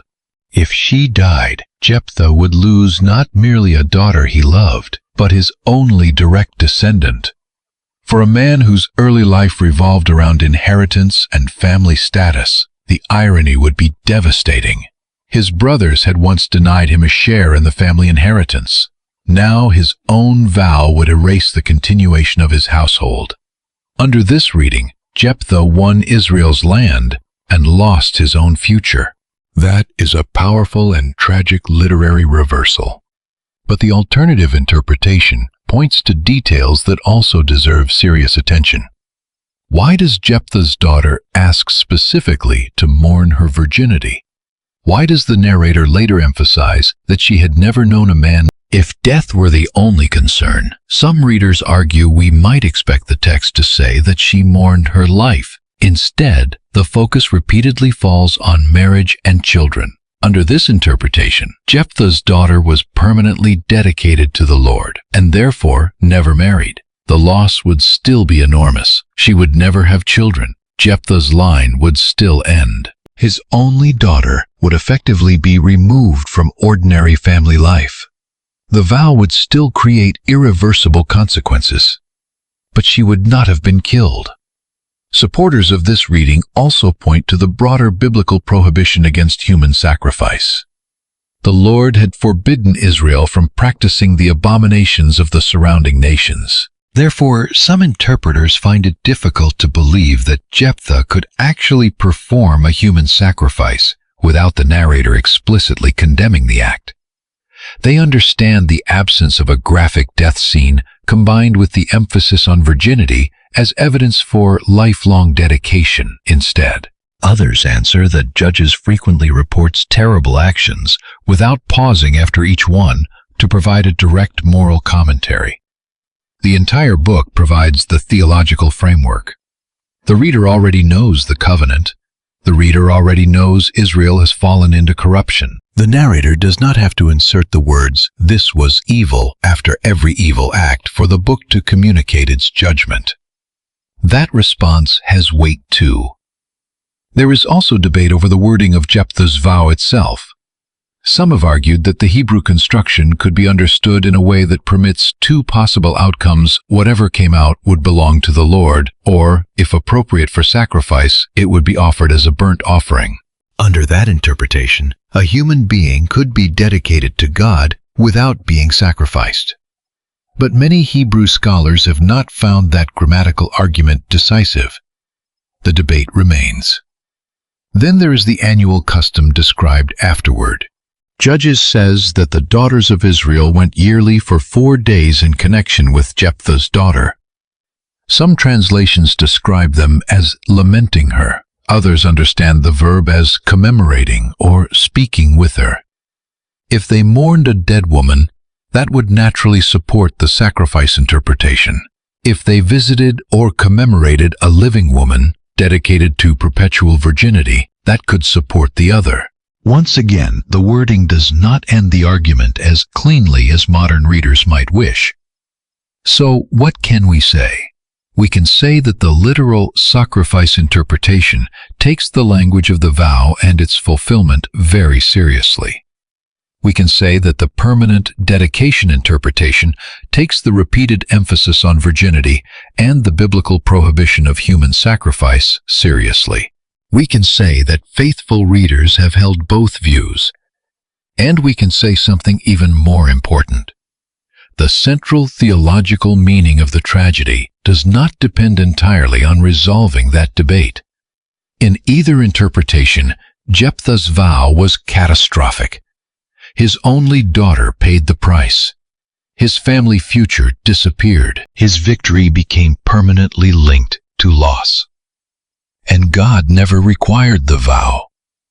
That final point protects us from the most dangerous misunderstanding of the story. Jephthah's daughter is not presented as the price God demanded for Israel's deliverance. The Lord had already empowered Jephthah. The Lord gave the Ammonites into his hand. The vow came from Jephthah. The tragedy came through Jephthah's words. This is not a story about a cruel God demanding the life of an innocent girl before agreeing to rescue his people. It is a story about what can happen when a human being acts religiously without understanding the God he claims to honor. And that may be more frightening, because Jephthah was not an atheist. He was not a foreign king mocking Israel's faith. He was a man who invoked the Lord's name. He knew Israel's history. He believed God could give victory. He had experienced divine empowerment. Yet sincere belief did not protect him from disastrous judgment. Religious language did not guarantee religious wisdom. That is one of the central warnings of his life. The tragedy becomes even sharper when Jephthah is compared with Abraham. Centuries earlier, Abraham had been commanded to offer Isaac. At the critical moment, God stopped him. A substitute was provided. The story demonstrated that Isaac's life and the covenant promise depended on God.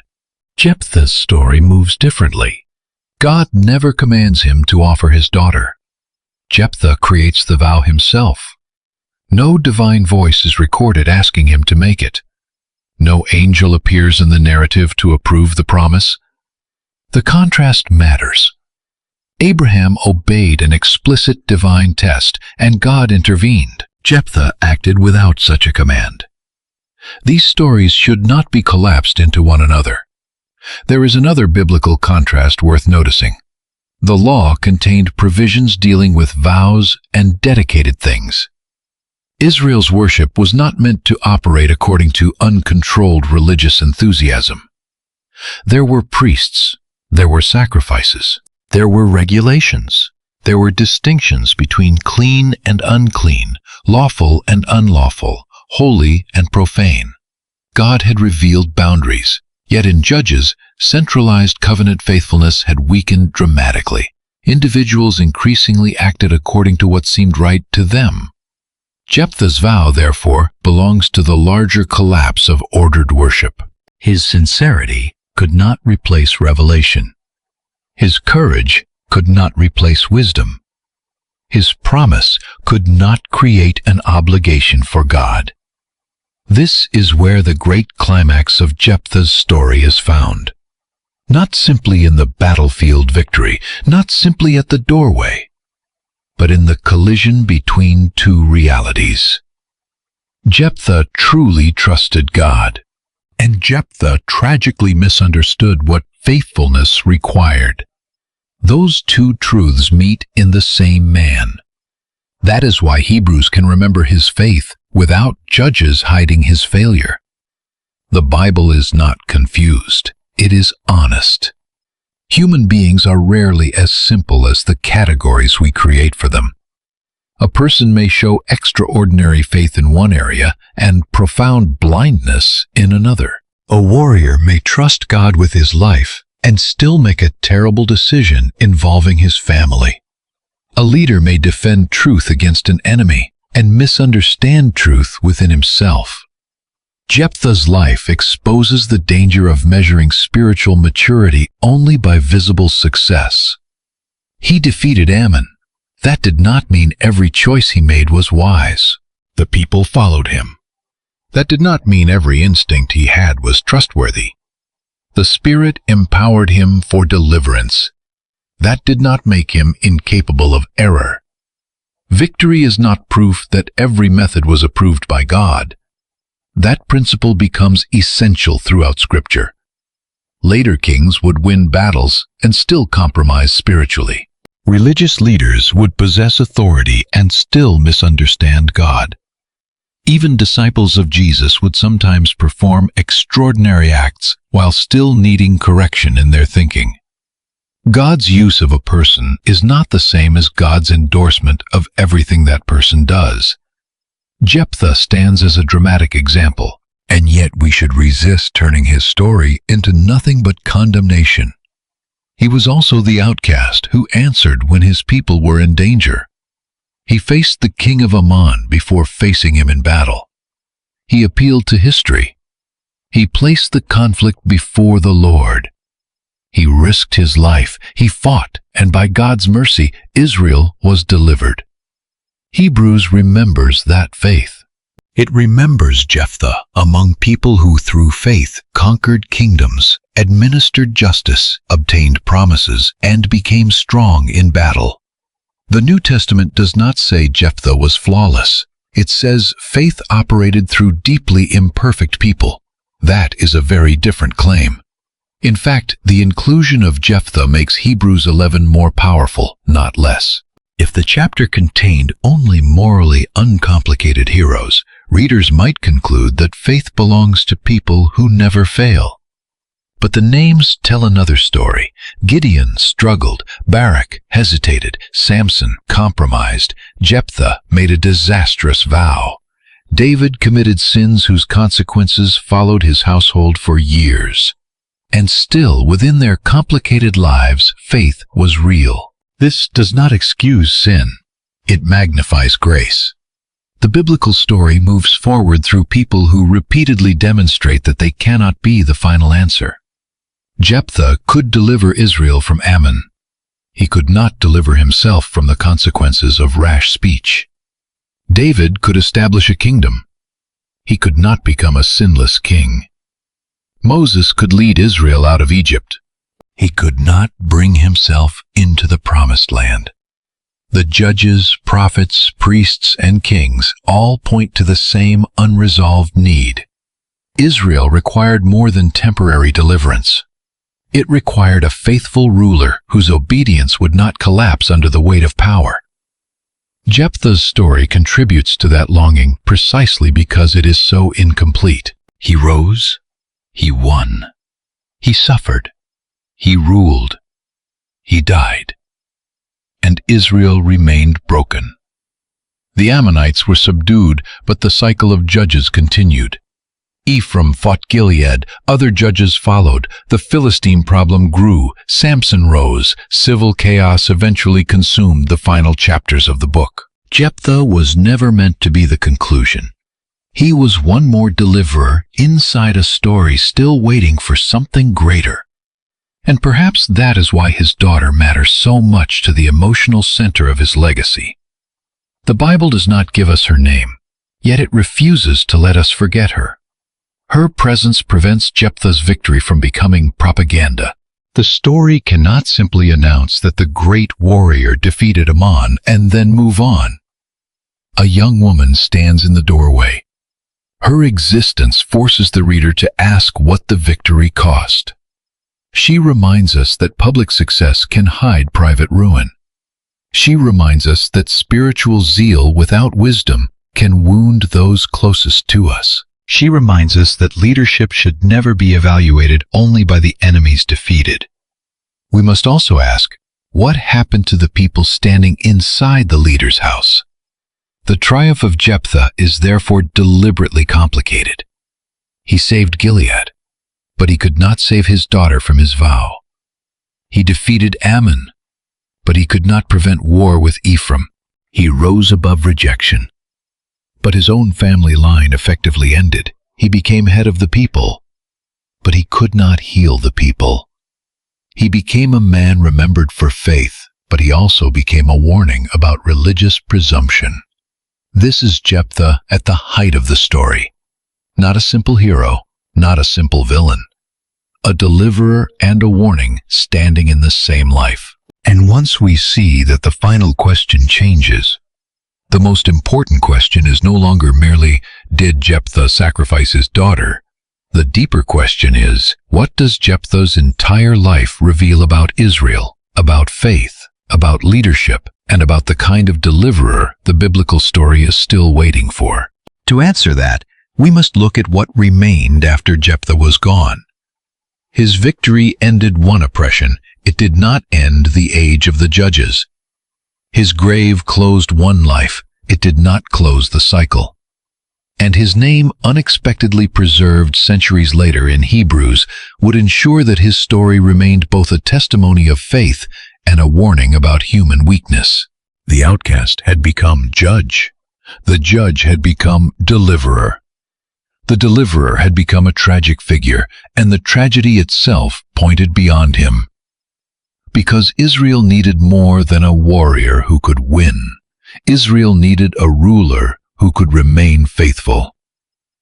Jephthah's story ends where so many stories in Judges end. The deliverer dies. The immediate crisis passes. And Israel continues. There is no permanent transformation, no final peace, no conclusion in which the people finally understand the full depth of their problem and never repeat it again. Jephthah defeated the Ammonites, but he did not defeat the cycle. That distinction is the key to understanding his legacy. For 18 years, the people east of the Jordan had lived under crushing Ammonite oppression. When the leaders of Gilead searched for someone capable of leading them into battle, they turned to the man they had once rejected. Jephthah returned. He negotiated his position. He confronted the king of Ammon. He defended Israel's historical claim. He entered battle, and the Lord gave the enemy into his hands. On the surface, it was the kind of story that could have ended in celebration. An outcast came home. A rejected son became a commander. The commander became a deliverer. The deliverer became a judge. But Judges refuses to give Jephthah a simple triumph. The vow changes the emotional meaning of everything that follows. His daughter walks through the doorway. His victory becomes grief. Then Ephraim rises against Gilead. A foreign war becomes a civil war. The Jordan River becomes a place where pronunciation determines life and death. By the time Jephthah's 6 years of leadership are over, the reader has learned something far more serious than the story of one successful warrior. Israel's problem could not be solved by finding a stronger man. The nation needed something deeper. Jephthah could defend land. He could not restore the covenant heart of Israel. He could defeat Ammon. He could not remove the spiritual confusion that had already penetrated the people. He could lead Gilead. He could not heal the tribes, and he could not undo the consequences of words spoken in a moment of religious intensity. That is why Jephthah belongs so naturally in the book of Judges. His life reflects the book itself. Judges begins with incomplete conquest and repeated compromise. The people turn away from the Lord. Enemies rise. Israel suffers. The people cry out. Deliverers appear. Then the cycle begins again. But the cycle is not perfectly circular. It is descending. Each repetition carries Israel farther into disorder. By Jephthah's generation, the problem is no longer simply that foreign nations oppress Israel. The borders between Israel's faith and the religion of the surrounding world have become dangerously blurred.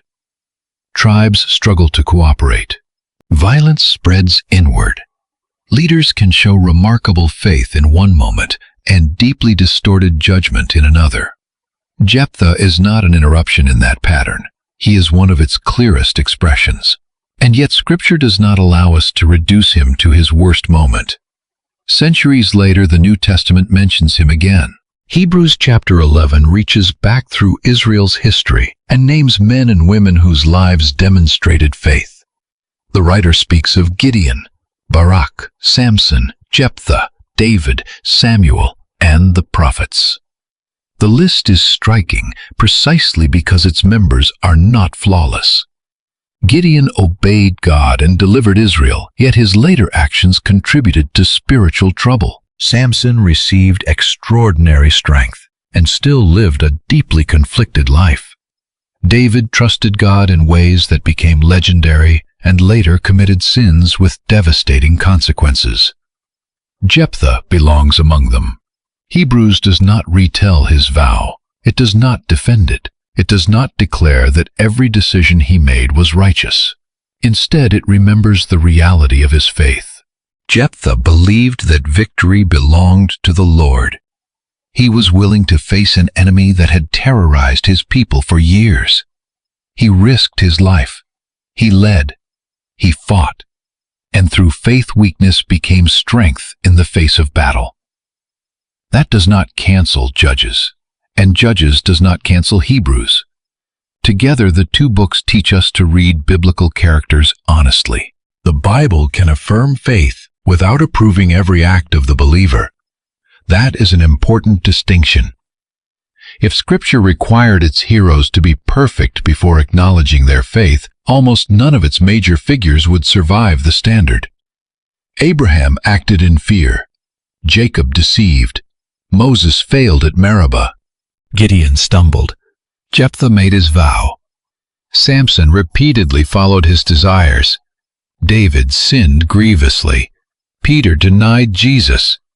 The Bible does not preserve these failures to destroy faith. It preserves them because the biblical story is ultimately not built upon the perfection of its human participants. The promise moves forward through people who repeatedly demonstrate that they are not the promise's final fulfillment. That is one of the deepest lessons of Jephthah's life. He was useful, but he was not sufficient. He was a deliverer, but he was not the deliverer Israel ultimately needed. This is also why his story should never be preached as though the main message were simply never make a vow. That warning is real. Ecclesiastes, Numbers, and Deuteronomy all treat speech before God seriously. But Jephthah's story reaches farther. It asks what happens when people know enough about God to invoke his name, but not enough to understand his character faithfully. Jephthah did not worship an unknown deity. He called upon the God of Israel. He knew the Exodus tradition. He knew Israel's journey around Edom and Moab. He knew the conflict with Sihon. He knew that Israel's possession of the land was connected to the Lord's action. He could speak about history with remarkable confidence. Yet knowledge of past events did not prevent him from making a religious decision that produced tragedy. Information alone was not enough. Israel needed wisdom. Israel needed obedience. Israel needed worship shaped by revelation rather than fear-bargaining or the practices of neighboring nations. This distinction remains vital whenever we read difficult Old Testament narratives. The Bible often reports what people did without telling us that God approved what they did. Jephthah's vow is a powerful example.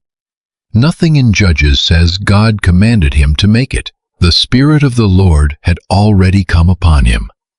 The movement toward battle had already begun. The vow was Jephthah's addition.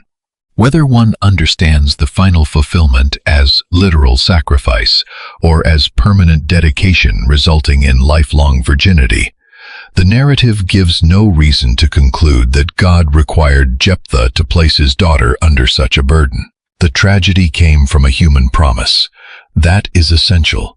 Otherwise, Jephthah's story can be badly misunderstood, as though Israel's God demanded a daughter as payment for military success. That is not what Judges says. The broader biblical law strongly condemns the offering of children in the manner practiced by surrounding nations. Therefore, if Jephthah literally sacrificed his daughter, the act should be understood as evidence of the religious disorder of the age, not as an ideal expression of covenant worship. And if the daughter instead lived permanently dedicated and unmarried, the vow was still unnecessary and devastating. Either way, the story warns us that religious sincerity can cause real harm when it is not governed by truth. Jephthah meant what he said. That did not make what he said wise. He was serious about honoring the Lord. That did not mean the Lord had requested the promise. He wanted victory. But victory had already been placed within the larger movement of divine mercy. This is perhaps one of the most tragic aspects of the entire episode. Jephthah tried to bargain for what God was already prepared to give, and his daughter paid for the bargain. Her place in the story deserves to be remembered. The Bible does not give us her name, but it does give her presence extraordinary weight. She appears at precisely the moment when Jephthah's public triumph should have reached its highest celebration. She comes with tambourines, she dances, she welcomes her father. Then everything changes. That image prevents the audience from reducing Jephthah's victory to military statistics. 20 towns were struck, Ammon was subdued, Gilead was rescued. But history is not only about armies and borders, it is also about the people affected by the choices of leaders. Jephthah's daughter stands as the human cost inside a story of political success, and her anonymity makes the scene even more haunting. The commander is named, the enemy kings are named, tribes are named, territories are named. The daughter is simply his daughter. Yet Israel remembered her. Judges describes an annual custom involving the daughters of Israel and Jephthah's daughter. Whatever precise form that commemoration took, the text refuses to let her vanish. She became part of Israel's collective memory. In that sense, Jephthah's legacy belongs partly to her. Without the daughter at the doorway, he might be remembered primarily as the warrior who defeated Ammon. Because of her, he is remembered as something far more complicated. A man of courage, whose zeal outran his wisdom. A man of faith, whose faith did not prevent serious error. A rejected son, whose own household became the site of painful loss. A deliverer who saved his people from an enemy, but could not protect everyone he loved from the consequences of his own decisions. That contradiction reaches back to the beginning of his story. Jephthah's life began with a question of inheritance. His brothers told him he would not inherit in their father's house because he was the son of another woman. They pushed him away. He lost his place. He fled. Then history reversed their judgment. The community that had no place for Jephthah eventually offered him the highest place available in its crisis. The man denied a household inheritance became head over Gilead. But the reversal carried a bitter ending. His daughter was his only child. No son followed. No dynasty emerged. His name survived. His family line did not become a ruling house. Jephthah gained public authority without gaining the kind of private future that ancient leaders often long to preserve. That makes his rise both triumphant and incomplete. The outcast returned home. But home was never completely restored. The civil war with Ephraim makes that even clearer. The conflict is sometimes overshadowed by the vow because the vow is so emotionally powerful. Yet Judges deliberately includes both. Why? Because Jephthah's private tragedy and Israel's public fragmentation belong to the same larger world.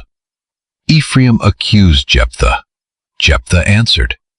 The dispute escalated. Gilead fought Ephraim. Then came the fords of the Jordan. Shibboleth, one word, one sound, and tribal identity became a reason to die.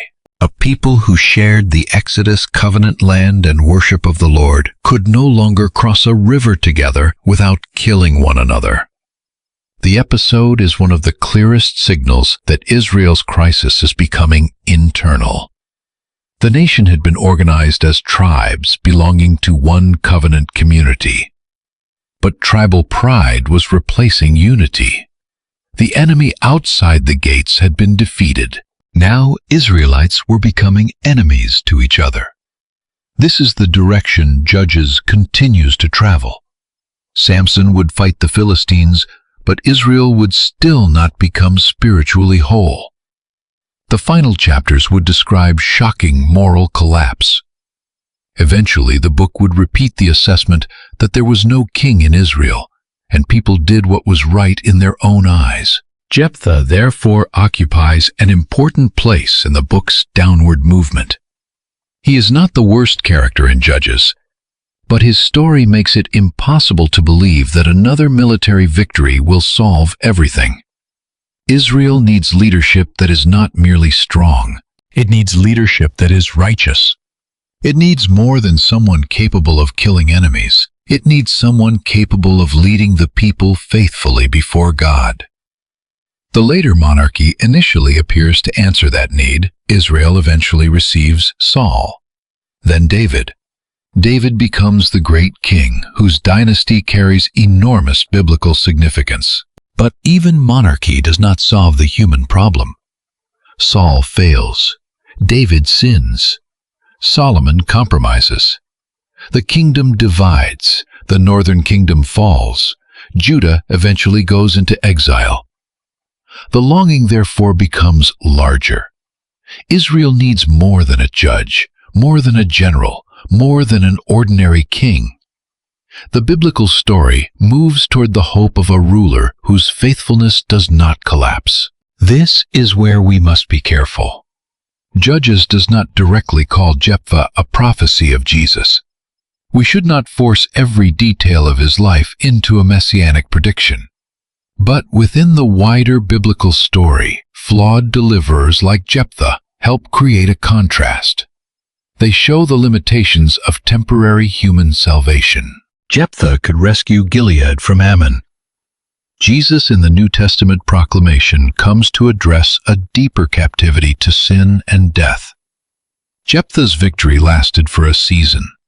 The New Testament presents Christ's victory as decisive. Jephthah's leadership was marked by tragedy within his household. Jesus is portrayed as the obedient son who fulfills the Father's will faithfully. Jephthah's story, therefore, contributes to a broader biblical longing, not because every action he took symbolizes Christ, but because his inadequacy reminds us why Israel continued waiting for something greater. The same principle applies throughout Judges. Each deliverer raises hope. Each deliverer passes away. The cycle returns. The book leaves the reader dissatisfied on purpose. Temporary rescue is not enough. And Jephthah may embody that dissatisfaction more sharply than almost anyone. He came closer than most outcasts ever could to completely reversing his social position. He went from rejection to command. But command did not give him wisdom in every decision. He moved from marginalization to authority, but authority did not heal every wound. He moved from exile to homecoming, but homecoming did not guarantee peace. He moved from obscurity to Hebrews 11, but Hebrews 11 did not erase the daughter at the door. That is his legacy. Faithful and flawed, courageous and tragic, used by God and still deeply human. Perhaps this is why Jephthah remains so compelling. His story is uncomfortable because it does not allow easy answers. If we call him only a hero, we ignore the damage. If we call him only a villain, we ignore the faith Scripture later remembers. If we focus only on the vow, we miss the oppression, exile, diplomacy, battle, and tribal conflict that define the wider narrative. If we focus only on his victory, we miss the warning. The complete story requires all of it. Jephthah was born into a household that never fully accepted him. His brothers drove him out. He survived in Tob. Men gathered around him. His reputation grew. When Ammon threatened Gilead, the elders came looking for the man they had rejected. Jephthah made them acknowledge the reversal. He returned as commander. He spoke before the Lord at Mizpah. He sent messengers before sending soldiers. He challenged Ammon's historical claim. He remembered Israel's past. The enemy refused peace. The Spirit of the Lord came upon Jephthah. He advanced. Then he made the vow. He defeated Ammon. He returned victorious. His daughter came through the door. The victory became grief. Later, Ephraim threatened him. Israel fought Israel. Thousands died.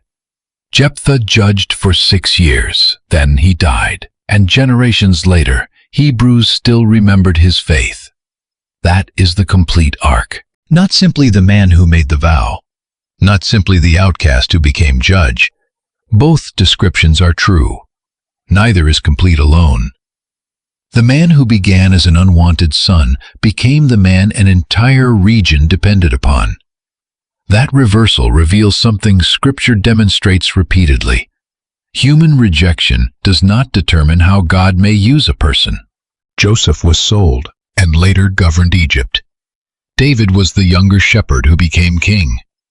Jephthah was driven away and later called home as a commander.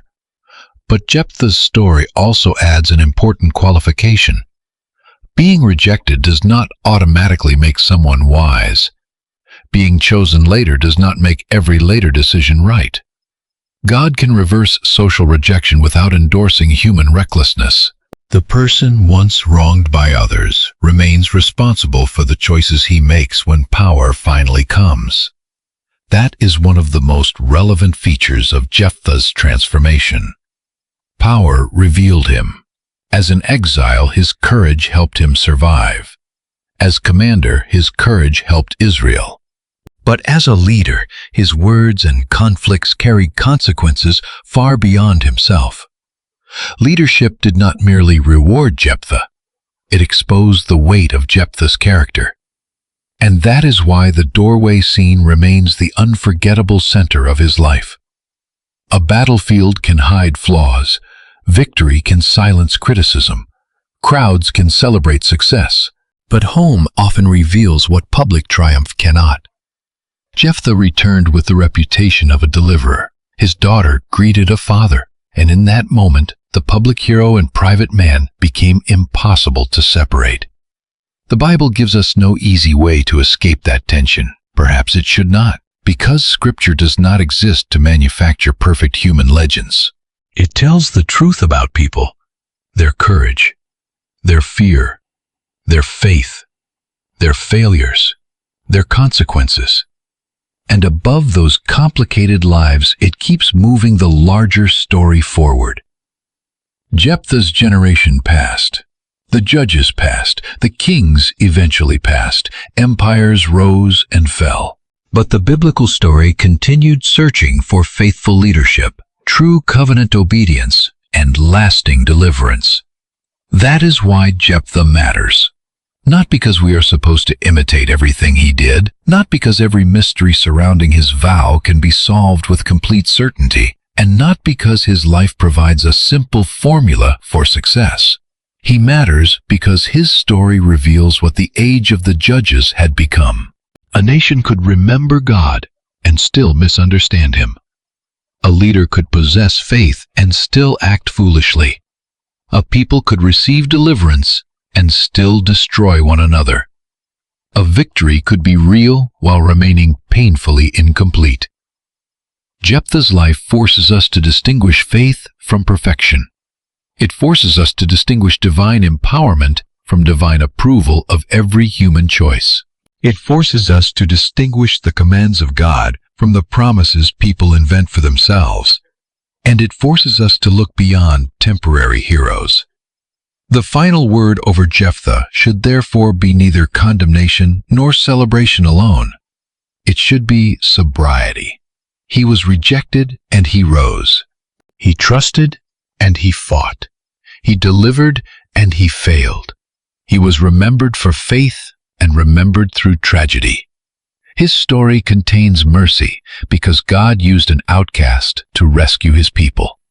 It contains warning because the outcast remained capable of disastrous judgment.